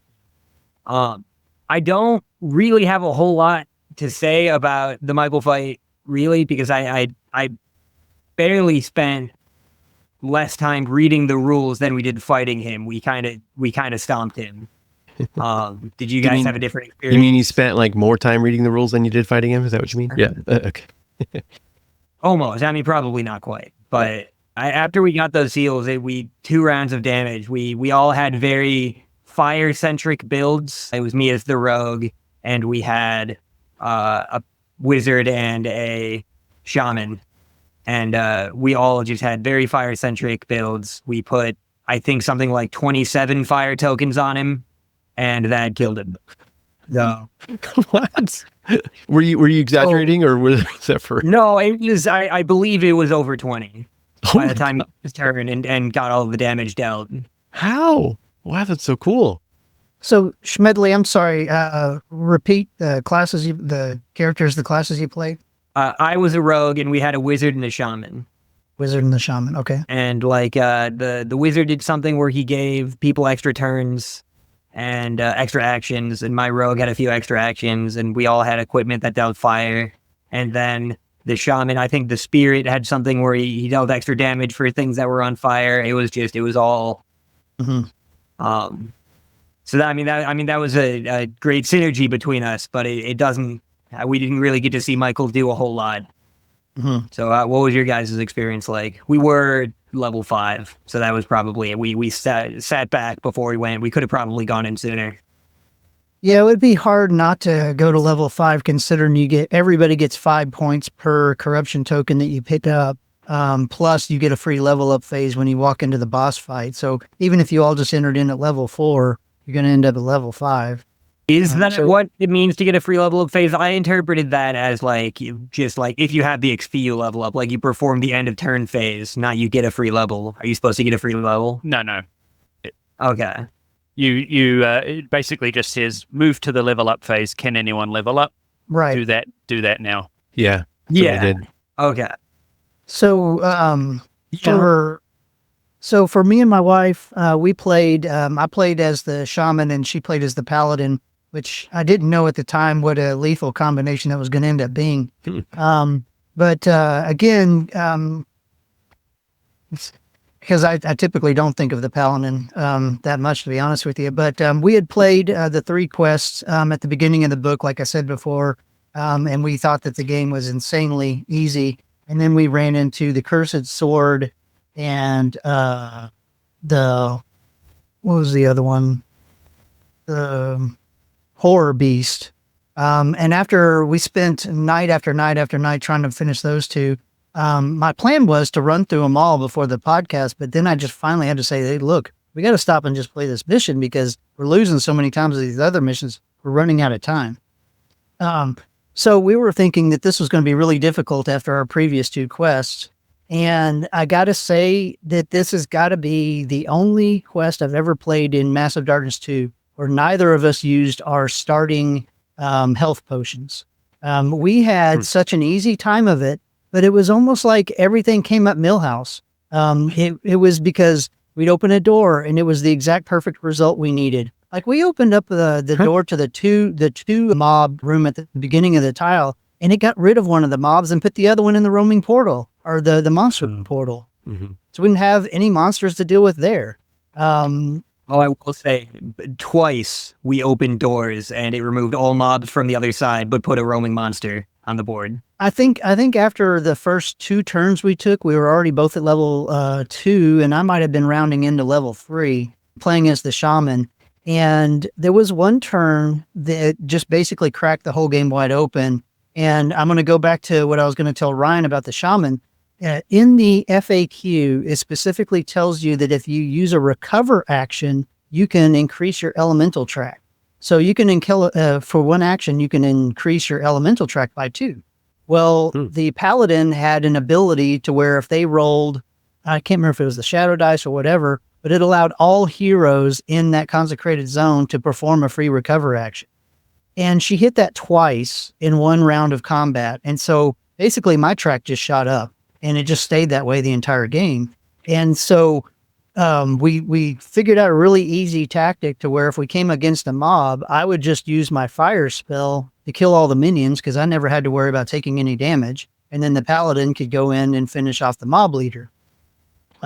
So this kind of got to the point where once we got into the last chamber before going into the boss fight, we could sit there as long as we wanted, just making sure we all had the exact kit that we wanted. We had greater health potions. We had our starting health potions. We didn't use our Lightbringer token. And so then we walked into the boss fight, and within 3 rounds, we killed him. Like Schmedley, my shaman, because I had the wand that if I spent the mana, I could put fire on it. And then every time I used my 3 orange dice, it was extra 3 hits for every fire token that was on them. So basically in one round, I did 22 hits to the boss, and you only need, at 2 players, you only need, 30? 30. So yeah, within three rounds of Michael flying around the board, we had wiped him out. And we didn't take a single wound. So it ended up, but again, I really think it all came down to just everything worked out for us. We never had a big turn of dice flubbing. We were just never really in danger, and the equipment we were finding was beneficial to us. It was just one of those perfect games. I'm not going to apologize for it because of after the crap we went through the previous 2 quests. I'm not going to apologize for it, but I'm going to say that it ended up being quite an easy quest for us. Mike, how did your experience go? The RNG gods rewarded you afterwards. They seem to. Finally. I'm so glad that you guys had sort of a easy breezy turn through it, because mine was absolute hellscape. We had 2 players, me and my animation director. We just sat up after work and just played the game. He chose the berserker and I chose the shaman. And he went first and decided to open the chamber with the 2 minions up the top, you'll see. And we got 2 spawns, and the door cards were all as against us. They created a spike pit trap in that room as well, which was nice. And we spawned some gargoyles and some goblins. And then we were like, oh, what do we do? So we decided to run out of there and prep ourselves in the starting zone with the darkness and starting to get them to us so we could attack from the darkness. We managed to fend them off and try our best, but what happened was our roaming monster spawn was the Abyssal Demon from Massive Darkness 1. And every enemy phase, he does 2 wounds to all enemies on the board, and he started at that portal and walked up, and he managed to kill the shaman just through sheer will. So we lost our Lightbringer tokens really early, both of them, and we were running on empty for a while. But we managed to use some of our skills and some of our back and forward to try and mitigate all these mobs and everything that was happening. We're slowly getting XP. I was leveling a little higher, and we were choosing who was going to take the hits from each person. But we managed to get the Abyssal Demon into close range, and we just all pounced on him in one turn. Fought him off. He killed the Berserker. That was where our second Bringer token went. And we got him with the last hit, and that boost of XP pushed us into that avalanche mode where we started to gain ground. But it was really back and forward, which was really nice. Then the Cliffbreaker Cyclops spawned in, and I sent my little my Pupsicle, because I was the shaman. I could create little friends, and we had I named my dog, my ice dog, Frosty, but he was a Pupsicle, so he ran after it. And then we stun locked the Cyclops. We just powered up frost tokens on him, and as soon as a roaming monster gets 2 frost tokens, it's immobilized. So I just kept him there using one of my actions of the shaman to stun lock him while we cleared out the room. And there was so many mobs spawning and piling on us that we just had to grab the corruption zones and then just run straight into Michael. I was at level 5, I was at level 5 when we did the level up phase into Michael's zone, and my buddy, the Berserker, was a level 4. We went in there and Michael was beating us up. He was lunging and impaling us. The Berserker was picking up all of the corruption tokens, but we were rolling non-blank, so they were going onto his dashboard. So at one time he had 6 corruption on him, and he got impaled by Michael, and then Michael used his claw ability to trigger you take wounds based on the amount of corruption you have on your dashboard, bringing him down to 1. And then me as the shaman was like, heal, healing wave. I was just using all of my magic to try and keep him alive. And I realized the dogs and the birds, the firebird and the ice dog, couldn't pick up corruption because they can only use their actions for moving or attacking. So I was like, aha, I've got this. They're going to pick everything up, but they didn't. And yeah, it was really tough. And we got to we got to round 4 on the darkness track for Michael, and then we managed to just decapitate him not decapitate him, free him, as the rules say. When he's freed, he's freed. But it was really back and forward. It was really cool. I was using our powers together, strategizing about who to move and what powers to do. The shaman, I managed to get all of my tracks up to their max, which was really nice. And that was either from recover actions or this really cool mage's robe that I got. Whenever you're defending, you get 2 mana instantly, which was really nice. So I was just, every time I was taking a hit, I was putting it into my spells, and then the healing spells don't require an action. You can do them on your turn at any time if you need to, which was helpful. But yeah, we had a skin of our teeth, even though teeth don't have skin. But we were holding on. We had lost our both 2 Lightbringer tokens in the first couple of rounds. But the balance of those Lifebringer tokens, making you reroll black dice, allowed us to sort of mitigate some of the damage. And the XP we got from killing the Abyssal Demon allowed us to sort of not exactly steamroll, but be a bit more aware of our actions. But yeah, I had a really fun time with it. And yeah, didn't steamroll it as much as everyone else. So I was glad to see the variations or the difference that everyone else had. Yeah. At 1 to 2 players, you only get 1 Lifebringer token? Oh, you do? Yeah. I was thinking about saying that too. It's like, well, you know, good. Sure. Then we would have been KO'd. I just didn't match that. Yeah. No, I must be used to giving myself two Lifebringer tokens just as a standard, but that's a good catch. Well, that will make a game easier. Yeah. Yeah. But it's good to hear like you had a more varied experience with like all of the other content thrown in, right? Of like this roaming monster wrecked your plans and the door wrecked your plans.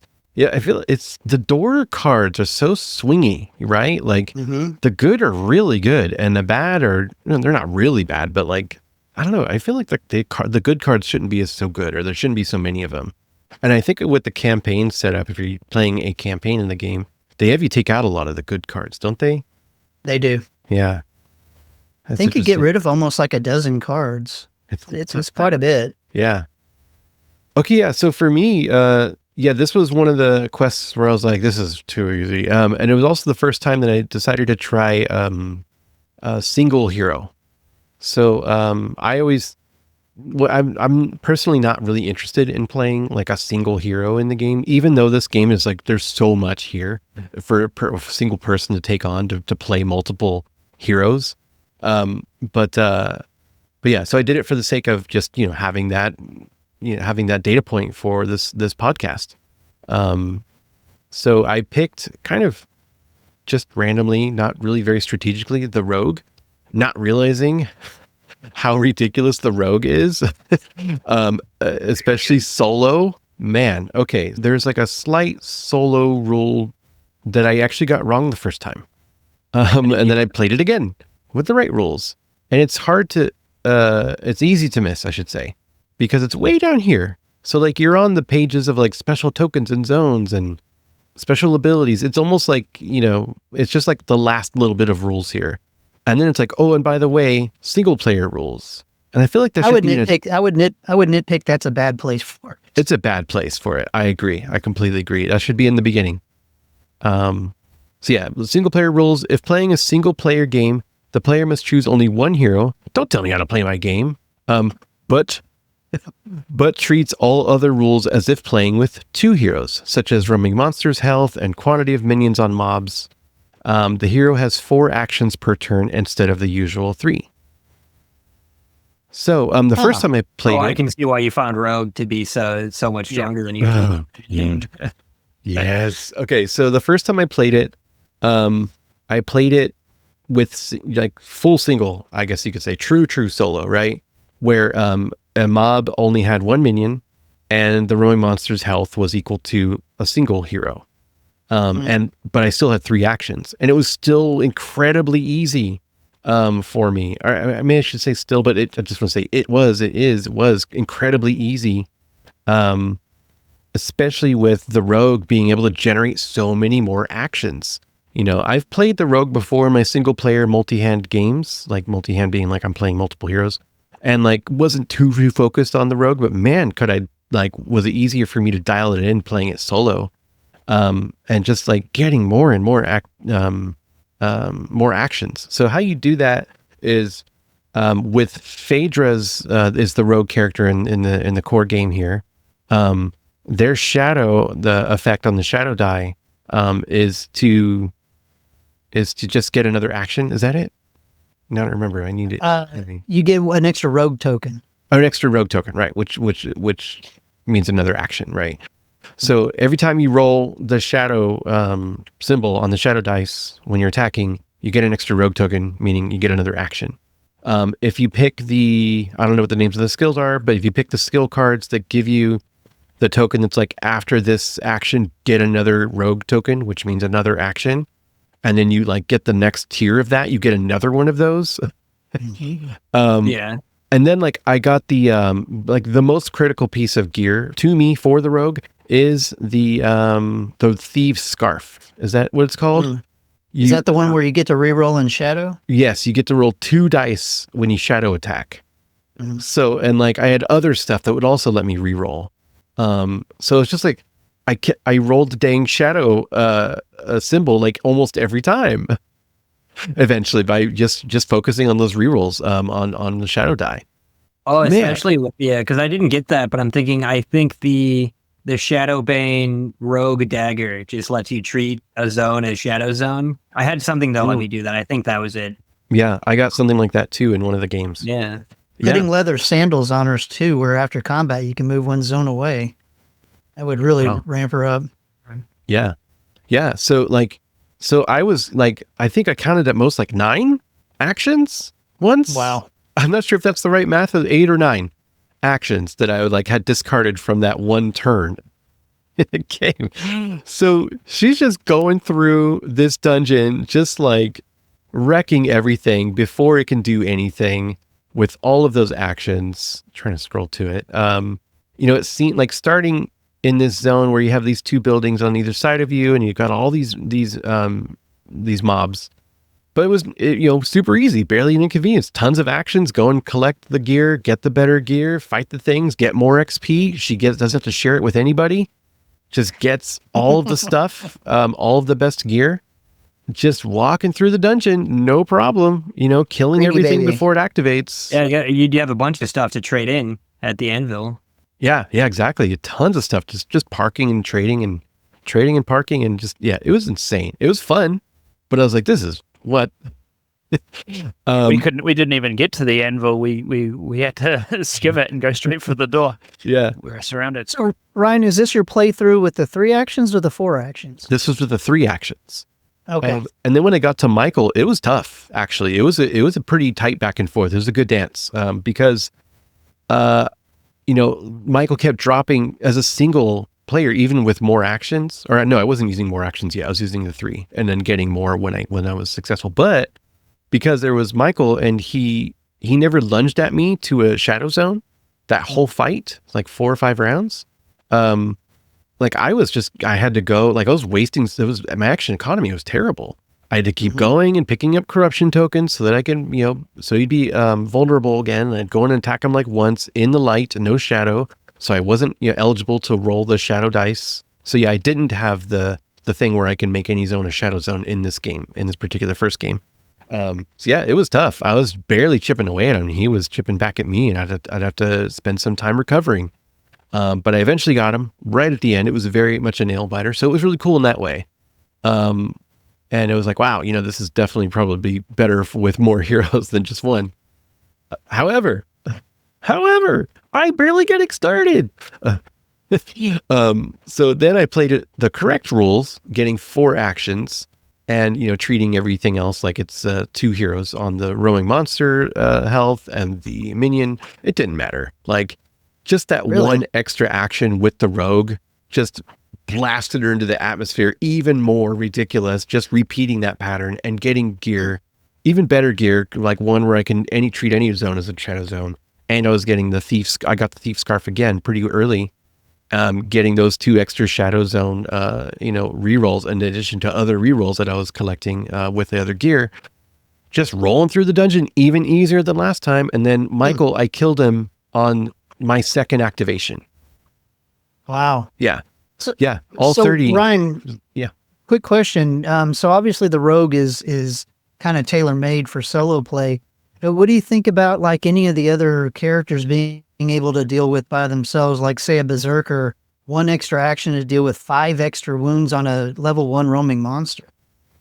I'd imagine it would have to be harder, a lot harder. I don't know. It's really hard to tell because it's such a skewed, wacky, crazy experience, like getting more and more and more actions out of that rogue. It was so far afield from like a standard experience that I can't even tell you like how much harder or different it would be with other truly solo characters. Yeah, I've played a lot of solo for my YouTube channel with all the different characters. I just recently played the rogue for the Reaper, but I found that the extra action does gives it a little bit more balance because you're trying to fight 2 with only technically 4 actions, and you're trying to fight more monsters. But it gives me a bit of a run for my money. I think most of my videos, I think maybe it's a 60% fail rate or death of the character. But again, that could be just my bad place. Well, I'm just curious because, I mean, obviously with a 2-player, you've got 6 actions versus only 4. But I would just imagine early on, like say a ranger by himself with 4 actions having to deal with a 10 health roaming monster with only a starting bow. I would imagine that'd be pretty hard. Yeah, it's pretty tough. You have to sort of run and try and collect some gear as best you can. Maybe dodging the monsters. Sometimes running through the roaming monster because it only gives you 1 wound as reaction damage can be the best way to do it. But some people even said with house rules changing people's actions from 3 to 2. So maybe action economy is something that can help increase the difficulty if you need to. But yeah, I think part of how that balances out is solo because it does sound like kind of impossible, like 6 actions versus 4. But like you're getting all of the gear. So you are completely optimizing just that one hero. You're not having to share. And you're getting all the XP too, of course. I feel like there's a lot of pairs of heroes where you're basically still doing that, where there's very little overlap for the kinds of gear they want. But in this case, like I said, you do have a lot more just to spend at the anvil, all the stuff that you have no use for it.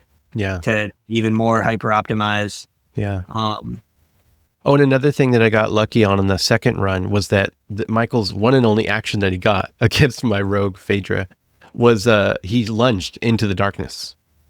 And so I didn't have to move around and do stuff because he stayed put after that. He didn't move after that. Call an ambulance, but not for me. Yeah. In the first game, he didn't get in the darkness once. So that was pretty different. I made the zone he was standing in darkness. There you go. Make it darkness. But I'm And- glad that you guys had a different experience, especially me, Yeah, it's not giving like- myself a little bit of a buff with a Lightbringer. Otherwise, I would be like, well, that's my testing. We're all done. We're dead. Yeah. That's that's a rite of passage here. You gotta accidentally cheat at least once. Right. Yeah, and I haven't unfortunately come up with a accidental nightmare mode for this game yet, but when I do, I'll let you know. Because I've had a bad run of getting rules wrong recently. He likes to make things harder on himself by mistake. Yeah. But I did really want to play, we were talking about this before, James, it's back here. The sword, the cursed sword. It's such a cool thing. What does it do? Tell us what it does. What does this quest do? So the cursed sword, somebody has to start off with the big damn great sword. I think that's what it's called. The big freaking great and- sword. There you go. Sorry. Wouldn't call So you don't get a starting weapon. That's your starting weapon. You get so many turns because at the beginning of each round, you gain a corruption token and you lose a wound. If you hold on to it for 2 straight turns, then you lose 2 wounds. And the third, it's 3 wounds. And then on the fourth, you're just dead. Doesn't matter how many wounds you have, you're just dead. So you're constantly having to trade the sword. Because then the corruption goes on to the next person and they start the whole process over and over again. And so if you've got the right combination of players or classes, it doesn't seem so bad because for each shard that you take in the dungeon, you're adding a die to that sword. So that sword that starts off with 1 yellow, 1 orange, can then instantly go to 2 yellow and an orange, which sounds great, right? And then the next one is 3 yellow and an orange, and then 2, and so on and so forth, right? So it seems like a great thing, but when you're playing with a ranger, then basically that means half the game you're not getting to use any of your skills or any of your weapons. You're running around with a sword. And that's not usually what rangers want to do. So that can make that mission quite difficult to play. So it's an interesting one. It's got moving parts to it that I like. And it's just not, a cakewalk of walking, through the mission, touching things and getting to the end. Yeah, I'll have to try it out. Yeah. Have you guys played campaigns? Yeah. James, you have, right? Oh, yeah. Okay. Which ones have you played? I've only played the original 2 that come in the upgrade pack, the prologue, I guess, and the crystal or whatever. I haven't actually played the Heavenfall campaign. Basically, when I first got this Kickstarter, I had all of MD1 stuff painted. So the quickest way to get it to the table was to play the upgrade pack missions because I had all those miniatures painted. And so while we were playing all those, I could paint up the boxes of the new Kickstarter stuff. And then we got back around to playing the quest from the original book. But at that point, we had to move on to something else. So I just haven't gotten to the Heavenfall campaigns yet. But the original 10 quests, or I can't remember if it's 8 or 10. I think it's 10. They still really hold up. Like they transferred over really well. Mm-hmm. They were just as fun and just as difficult and just as easy as they were the first time. Like the easy ones were still easy. The hard ones were still hard. And one of the things I think is really funny about those quests is, I think it's 8, right? Because you can split off. And not play that's them all. right. Isn't there like a tree? Yeah, there's a tree. Somewhere. Yeah, I'll show it right here. Sorry, it's been a while since I played. There's Yeah. a tree over here. Backwards. Right. So what I think is funny about that campaign is the first quest might be the hardest of the whole bunch. Oh, really? And so trying to get through that first quest, you might lose it 3 or 4 times and you might either just give up or go, Man. And then after that, because if you can make it through that first quest, your characters are already leveled up and they've got good gear, right? And so then makes the rest of the quest kind of easier, except for there's that one quest where you start in the middle of the board and there's 4 tiles around you and you've got mobs that are randomly coming around every other time. That one is still hard. No matter what level you are, that is a hard quest. Looks like it's Maze of Darkness. Yes. Yeah, that one's hard. Because if any enemy gets to the center of the board, then you lose. Ooh. And so you're constantly playing whack-a-mole, trying to take out enemy as they pop up from the different spawn points. That's definitely one where a ranger shines, because they can sit there in the middle of the board and shoot, down at the portals. Yeah, and I'm like flipping through all this, and like this reminds me of my biggest problem. Not not my biggest dislike, but my biggest problem with Massive Darkness 1 is the game was so long. It took so long to play because like you guys saw me flashing a lot of these quests up here. Like, look how many tiles there are, and like Mike said, it's true. Like every tile's about an hour. And you put like 4 or more players and forget about it. We played Massive Darkness 1, 6 players, or maybe it was 5. Might have been 5. It took us 12 hours to play one of these damn games. I believe it. The Fiend's Treasure, the one with the dog that's on fire. Good Lord. Like we played one weekend, all like 6 hours on a weekend day. And we're like, okay, bye. Like everybody was tired and had to go. And then I took pictures of everything as best I could. And then I reset it up the next weekend, the next Saturday, and we played another 6 hours for the rest of it. It's like, oh my God, it's kind of embarrassing. Like it took that long. I've never played with more than 3 people. I cannot imagine how long a game would take with 6. I Don't really do can't. it. Don't do it. I can't imagine. Don't ever do it. If you get in the campaign, if you're already at like easy mode, does every mission just become easy mode from then? No, so in the campaign, they do a lot of things in MD2 that they, to fix the MD1 thing. And the number one thing that they did to make it more difficult is you're on a timer now.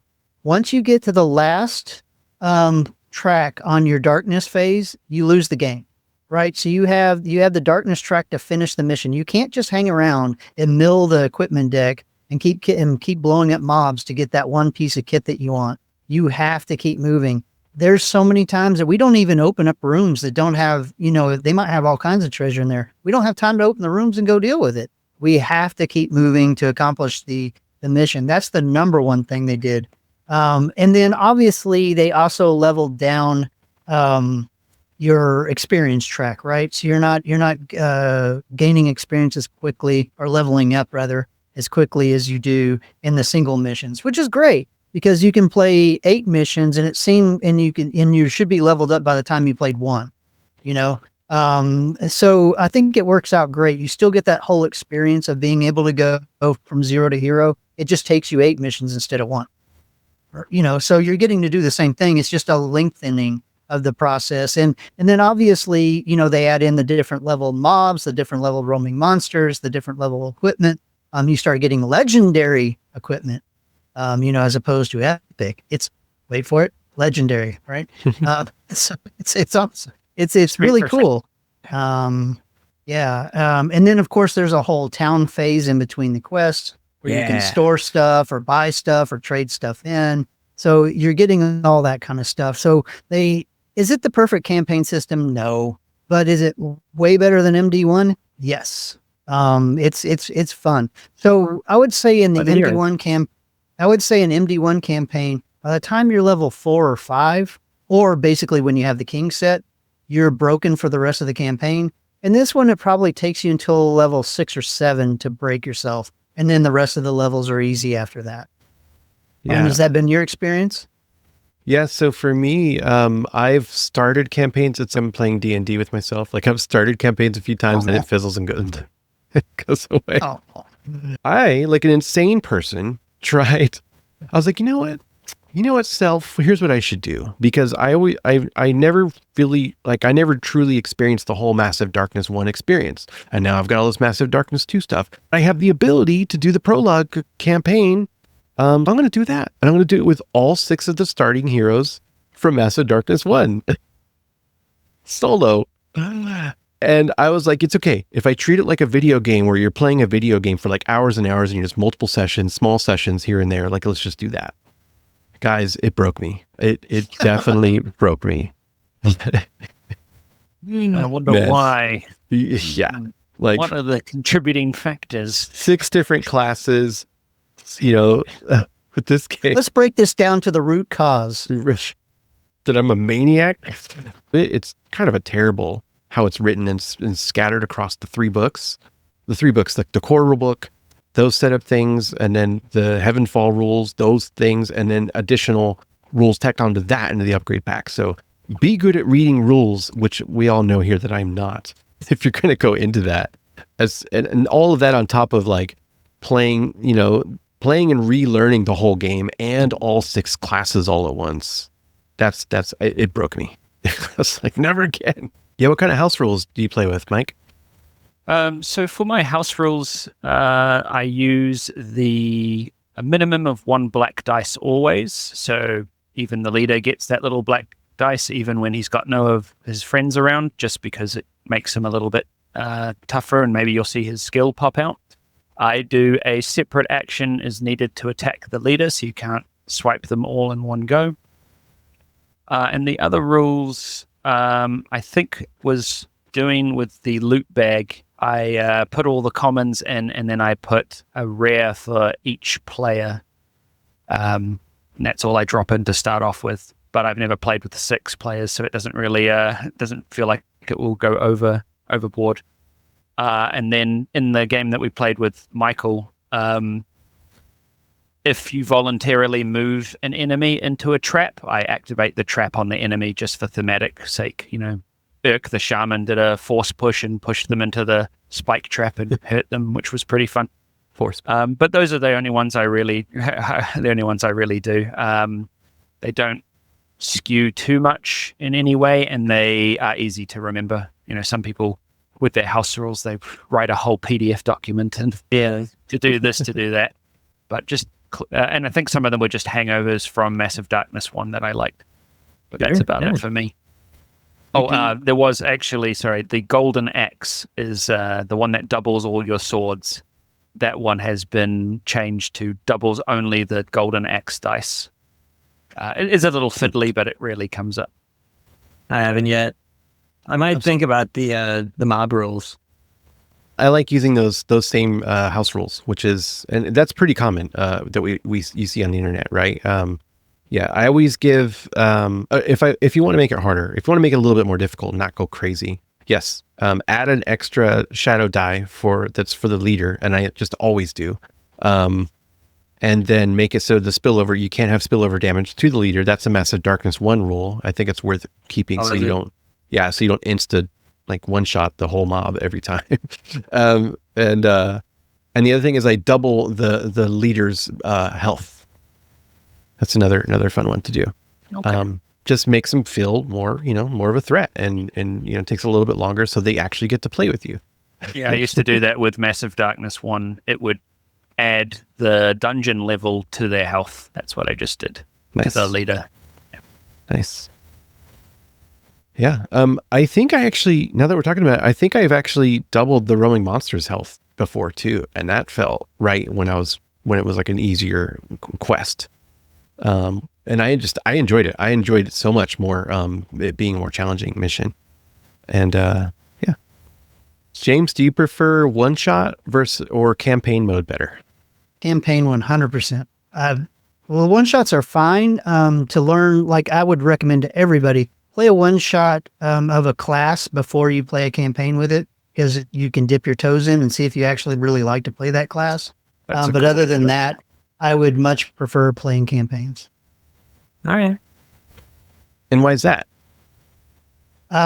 Because this game is my dungeon crawler that I like to play, as far as, building up skills, building up the perfect equipment, seeing how, they level up, get to play a lot of quests where then I kind of know what I'm doing and I know what it brings to each quest.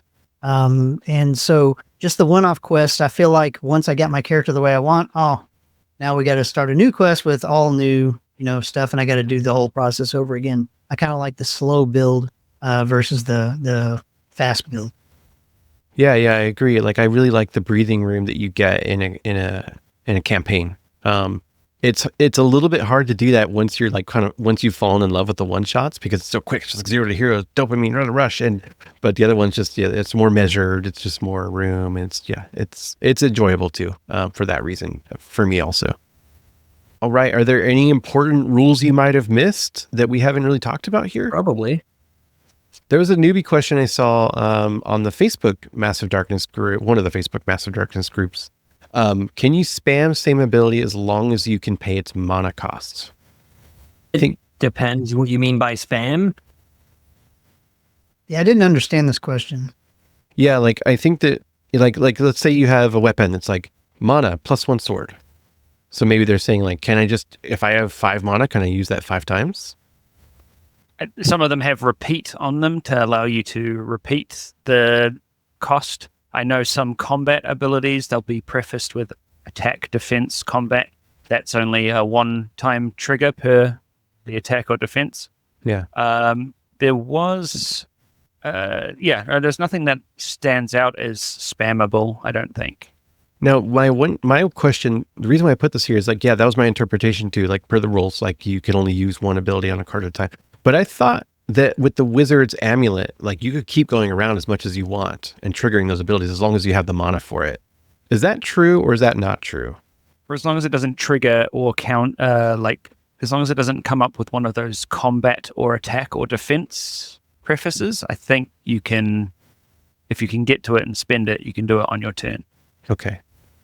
Yeah, if it says like an action in front of it, like whatever kind of action you're having to take, then it's gonna cost you an action and then you're stopped, right? But if it doesn't, then you can keep doing it and keep doing it. And going back to the shaman, that's what makes the shaman so great is none of her elemental track stuff is an action.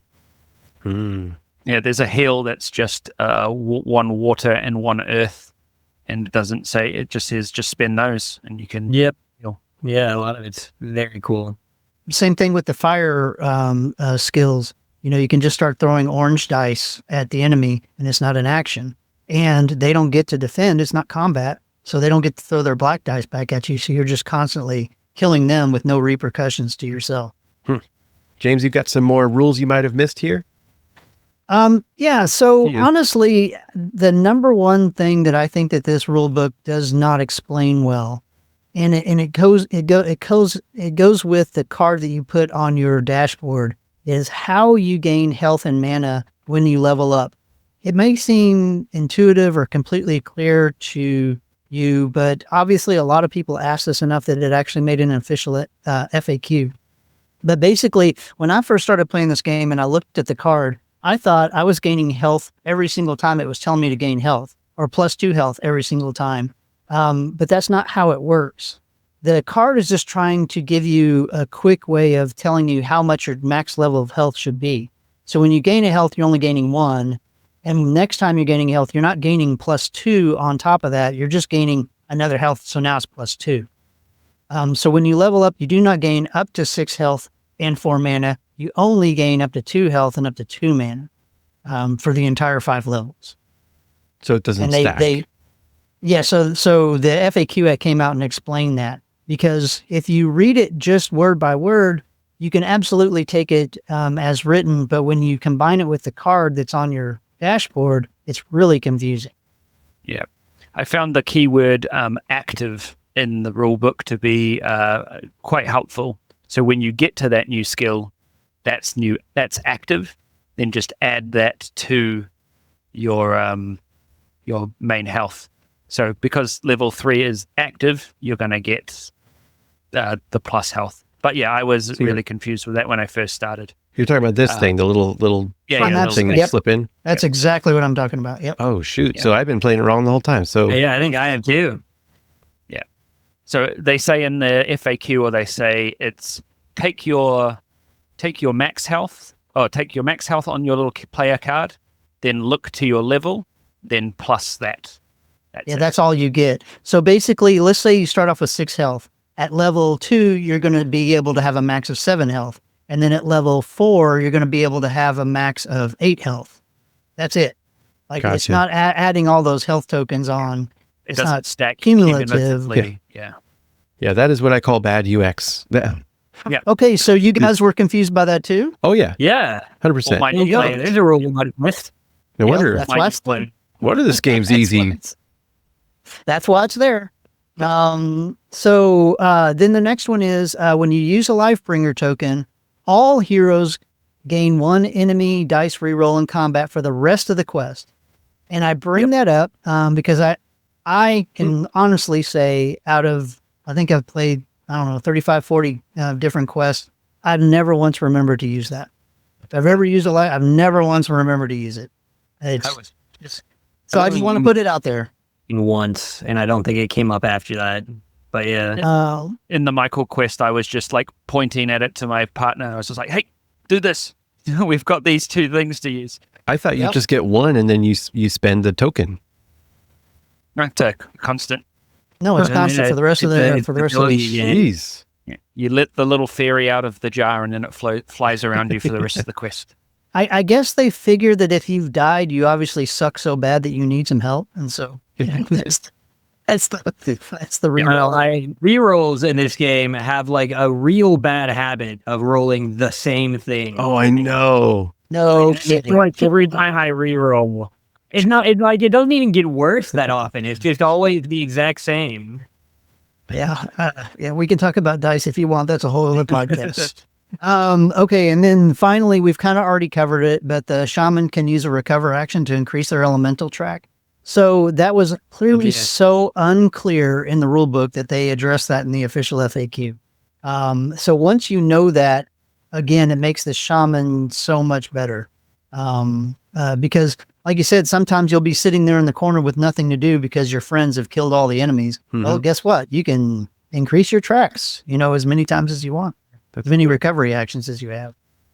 Yeah, I do feel like the shaman is kind of playing their own different game, right? You're just playing like let me work my elementals on this track game, which is cool. Mm-hmm. Which is cool. A lot of them are. I feel like some of the classes are definitely more involved than the others. Mm-hmm. What would you guys consider to be the ideal player count for this game? So I've only ever played with 3 players and 3 heroes. So, I mean, that seems to work out pretty well for me. James, I know you said it's a little harder that way, but we've done fine. No, and there's nothing wrong with making it harder, right? I also agree that 3 players, because of the fiddliness of this game, a player's turn can take a while to get through. And if you got 2 people in front of you, it can seem like a long time till it gets around to you. So I think 3 is great. Ryan, your experiences playing with 6 kind of makes me, I don't know, gives me the hives or something. I start to scratch my arms. I don't know what I would do. But at the same time, I've never played it solo. And solo kind of scares me. So part of me wants to go back if I had some time to play some solo characters just to see how it would be. Yeah. I don't typically play cooperative games solo, but this one kind of interests me because it seems to me like it would be very difficult to win solo. Yeah, it's a pretty different, it's a different enough kind of a game or experience. I think it's worthwhile to try it solo, true solo. I would rather play it solo than play with 6 people, but maybe that's just my personality. I mean, like okay, I said I would never do that again and don't ever do it, but I would do it again. But here's what I would do different. I would play with gamers. Because last time I did it, they're buddies, they were friends that have played games with me here and there, but they're not a hardcore like I am or like we are here, right? If I had 5 other hardcore gamer dudes and we literally set out the whole day and I expected like, look, last time I did this 12 hours, like maybe we could do it faster. And we had that mindset, and like I think that might be cool. It might be a cool, crazy one time of life, like we'll talk about it forever experience that we could, come back to. But if I played 5 other people that knew what they were doing, I think it'd be a way different thing. I'm just imagining playing with 5 other people that are learning the game. Yeah, no, don't do that. Yeah, I would never do that again. Like really knows, I feel like you could get in kind of a groove where it turns. Yeah, or like at least 2 to 3 other people that really know, and then like you just give the other new people the easier to play ones. Like, look, you were playing this class. You could choose your hero because I got like a ton of them. Kind of talking about this earlier about like some people might have a harder time counting actions if you're not used to playing games like that. But if you are, it's like second nature. You're like, exactly how many actions you are. You don't even have to like think about it in the same way with like looking at the dice and knowing what the outcome is. All that stuff gets a lot faster. Yeah. I'd agree with 3 for my ideal player count as well. 3 to 4. If it gets any higher, I'll probably sub myself out and just be the rules monitor to make the game flow a little bit more. I think that works quite well with all those. 3 players. 2 players I found was easy to track because you get the activation tokens. You could put 3 on each dashboard and turn them as actions as you go, which was quite helpful to keep going. Solo, you use just the 4 and do it that way. I like solo for sort of like a relaxing sort of puzzle solver, and I sort of associate it with my YouTube channel, so I'm getting 2 things done at once. I'm playing the game and I'm getting content. And so you're that's narrating. the only time You're narrating like so well. It's so fun, so delightful. I definitely recommend it. Yeah, look forward to the Reaper coming out soon if I can get it edited in time. Yeah. All right. So essential expansions. Schmedley, you don't have any expansions, do you? I do not have any expansions. Well, then I will tell Schmedley what he needs to buy next. Yeah, perfect. Yeah, tell me what you need to get. Yeah, all right. I'm definitely your purchase advisor. As your Massive Darkness attorney, I highly recommend that you buy. Heavenfall is the obvious one. It's $50. It's the campaign system. You get a different mob. You get the campaign rules. You get some tiles. You get boss as roaming monsters. So for $50, I think it's the natural progression. It also gives you the level up cards for all the mobs that you already own. So you're not wasting anything that you already own. You get to start playing with it right away. After that, I would say the Massive Darkness 2 Kickstarter upgrade for Massive Darkness 1. It's $20 right now on retail. And even if you don't own Massive Darkness 1, even if you have no plans on buying that, you can sub out some miniatures. It's going to give you the missions to play. So if you want to spend $15 on the tiles, it's going to give you another, 16 quests to play. So 16 quests, a couple of campaigns, and a bunch of mob cards, which then you can decide if you want to buy, those, if you can look at them and go, oh yeah, I really want goblins, or I really want this Iron Man looking creature. Then you can play with it. My third thing I would say, 3D doors. Sorry, but 3D doors just make 3D doors. They do. 3D doors are so much better than door tokens, because I know how much you love door tokens and knowing where to put down those door tokens. So 3D doors just make it more fun to put down door tokens. So those would be the next 3 purchases I would make and that's only like less than $100. So lots more playtime. Mike? Mine would be probably just the classes, all the expansions of classes. They might probably be a bit more expensive, but I like the variation in new classes. Like the Druid, for one, is one of my favorites. I really like the Druid. And then you've got the Tinkerer as well, and the Necromancer. I think those are other ones as well, which are really nice to have. But yeah, 3D doors, I just use Hero Quest doors because I don't like little tiles. But yeah, that's what I'd probably say. I haven't got the campaign because I prefer the sort of one shots, but I'm a fan of variation in classes, so that's probably what I would recommend. Yeah, sure. What about you, Ryan? Gosh, all of it. Get all of it right now. I'm not getting all of it. Damn. So I was counting my cards, and there are for that. Yeah, if you get everything. There are 63, hopefully my math is probably wrong somewhere, but 63 roaming monsters. And this is if you have all the Massive Darkness 2 stuff, all the Massive Darkness 1 stuff, including all the Kickstarter things, and the crossovers for Zombicide, Black Plague, and Green Horde. And mobs, there are 38 mobs times 6 miniatures, 7 miniatures for each of them. And there are 71 heroes. And I can't get enough. There's more than 71 heroes. Are there? Okay. Yeah. So I don't have the right amount in front of me. What's 28 plus 59? Got me. I design for a living. I don't know math. I think that's 87. 87. Yeah. Yeah, there's 87 heroes because you might be forgetting the Iron Maiden and the comic book extras packs that come with heroes. Oh, yeah. Yeah, probably. I probably don't have those in here. And who knows what else. So I think I'm actually with Mike on this one. Like I'm always saying, like I love more enemy variety, and I certainly do. Like you definitely need a lot more than this core box for replayability, in my opinion, like because of the immersion and all that. But the classes are just like this where it's at with this game. So yeah, get the Druids versus Beelzebub pack. It's like a Druid class with 2 Druid heroes and Beelzebub, which is like is it just a roaming monster? A Mothman. He's a Yeah. Mothman, yeah. Yeah. There's also monks and necromancers versus Paragon. Monks. You get more bang for your buck there because you're getting a monk class, a necromancer class, and 2 heroes for each of those classes. Right. Yeah. And also bards and tinkerers versus metal angel. So 2 more classes, 4 more heroes.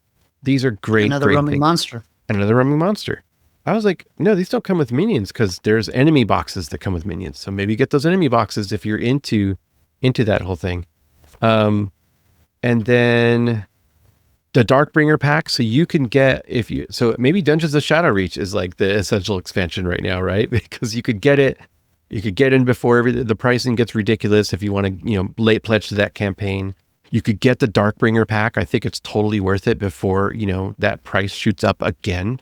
Darkbringer pack was the Kickstarter extras for Massive Darkness 2. And yeah. Very cool. Yeah, a lot of variety in there, like a lot of extra heroes, miniatures for things that are just tokens in some cases. And then the 3D doors are great. And then the 3D, what is it called? Like the other extra 3D stuff is even better. So you got the 3D pack Hellscape, the 3D pack Doors and Bridges, and the 3D pack Chest and Pillars. Yeah. And the Hellscape gives you 3D portals. It gives you the fountains. The traps. I think it gives you the spike traps and the bear traps, which are really cool. Oh my gosh. Yeah. Yeah. Those are just as important to me as maybe more important to me than, those are more important to me than the doors because you can, oh no, I've killed him. No, hear me out. There's this other game called Zombicide that have 3D doors for, or that you can get 3D doors from, or from your Hero Quest. You can get 3D doors other places. But these other Hellscape 3D things are unique. You can only get them, and they're so cool. Like the detail is incredible on these pieces. So they're really cool. But if you don't get the doors, you can't get the bridges. Yeah, you gotta, you're right. You need the bridges. Yep. Essential things to me. Yeah. More classes. And then after that, more enemies. And then after that, bling it out with more 3D things. Cool. If you like Massive Darkness 2 Hellscape, you might also like.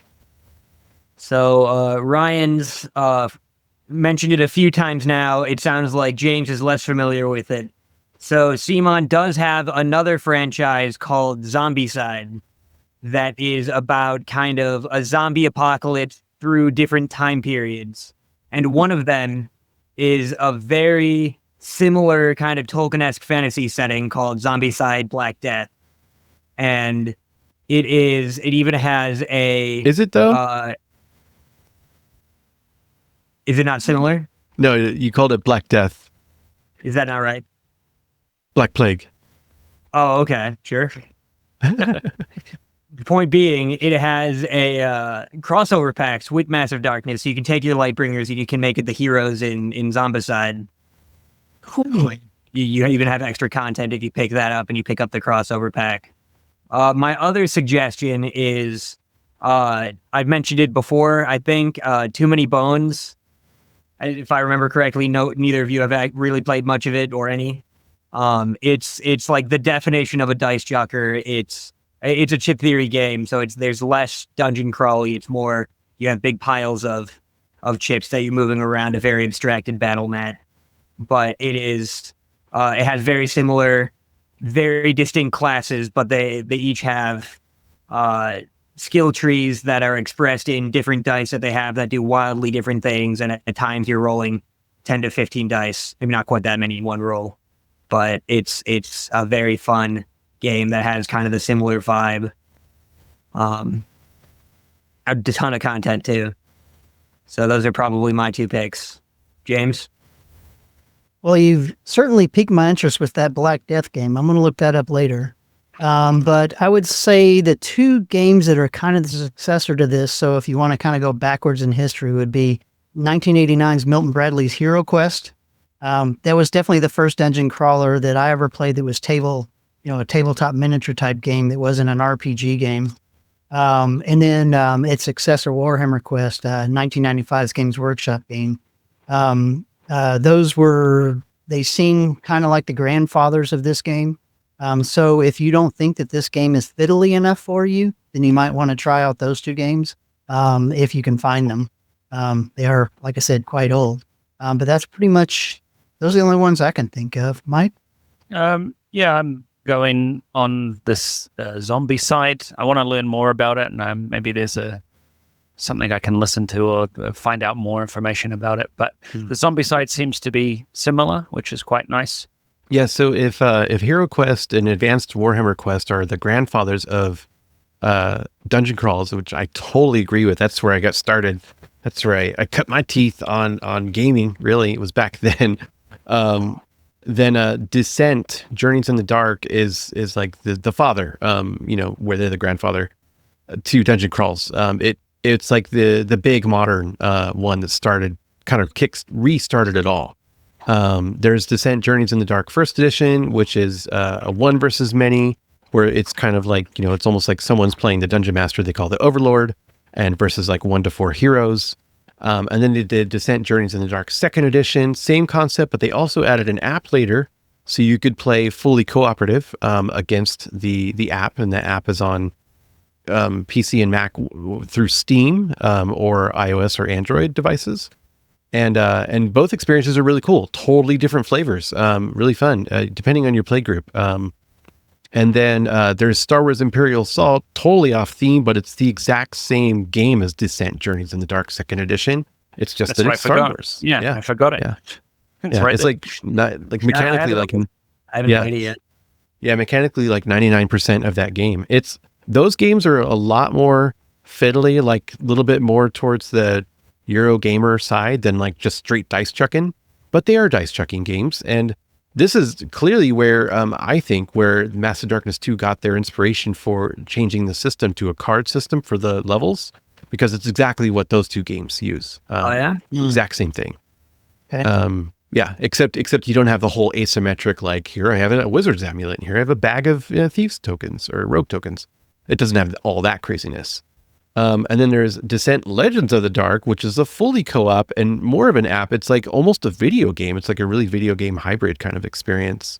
Video game, board game hybrid, which is interesting. And then Chronicles of Drunagor is another great fantasy dungeon crawl that's just, it's really cool. It's like a resource cube management system that you're doing with your stuff rather than cards. There's cards, but it's really neat. It's a really neat game. Like, I suggest you look into it. It's got like 3D elements to how the board is laid out in like smaller tokens or smaller tiles that you put down. There's Gloomhaven, which is like kind of the biggest dungeon crawl probably at this point, which I do not like that game. I think it's the dungeon crawl for Eurogamers, which is funny, ironic to me, because I could talk about all day about how much I hate Gloomhaven, but like, people are like, oh, it doesn't have dice, it's more deterministic because you use cards in your brain. But like, it's actually way more random. It's way more random. Like, the way that, like, it's basically like, see if your plans get messed up the game. Like, it's ridiculous. Anyway, I could talk about it all day. Hopefully I didn't lose a ton of our audience, but yeah, I'm not into it. It's not for me. Yeah, I could go on probably all day, but I think I'll stop there. All right. Well, we hope you enjoyed our review of Massive Darkness 2 Hellscape. Thanks again, Mike, for joining us. No worries. Pleasure. Yeah. Thanks, Mike. And remind our listeners where they can find you. You can find me on Instagram, Spidey_NZ or NZ for the Australasian crowd. And my YouTube channel is Mike Glasswell Gameplay. So it's just my name, Mike Glasswell Gameplay. And I have a couple of solo Massive Darkness playthroughs there, which I go through with a bit more narrative and a bit more descriptive play styles. Hopefully you like it. Maybe you do, maybe you don't. All right, and that closes the Hellish Rifts and Dimensional Gates on this episode. Thanks so much for listening or watching. Good night, everybody. Stay nice out there. Happy gaming. Yeah, pleasure. See you later. Thanks again for listening to the Massive Darkness Fans podcast. Massive Darkness Fans is an unofficial podcast and is not affiliated with or endorsed by CMON or Guillotine Games. Thank you from your hosts, Ryan Messick, Schmedley Mayers, and James Fisher, and thanks to our special guest, Mike Glasswell. Plus, our sponsor, BoardGameGoodies.shop, where listeners can save 10% with coupon code PODCAST. You can check out the show on all major podcast listening platforms and on YouTube. All links mentioned will be in the show notes. Until next time, bring the light.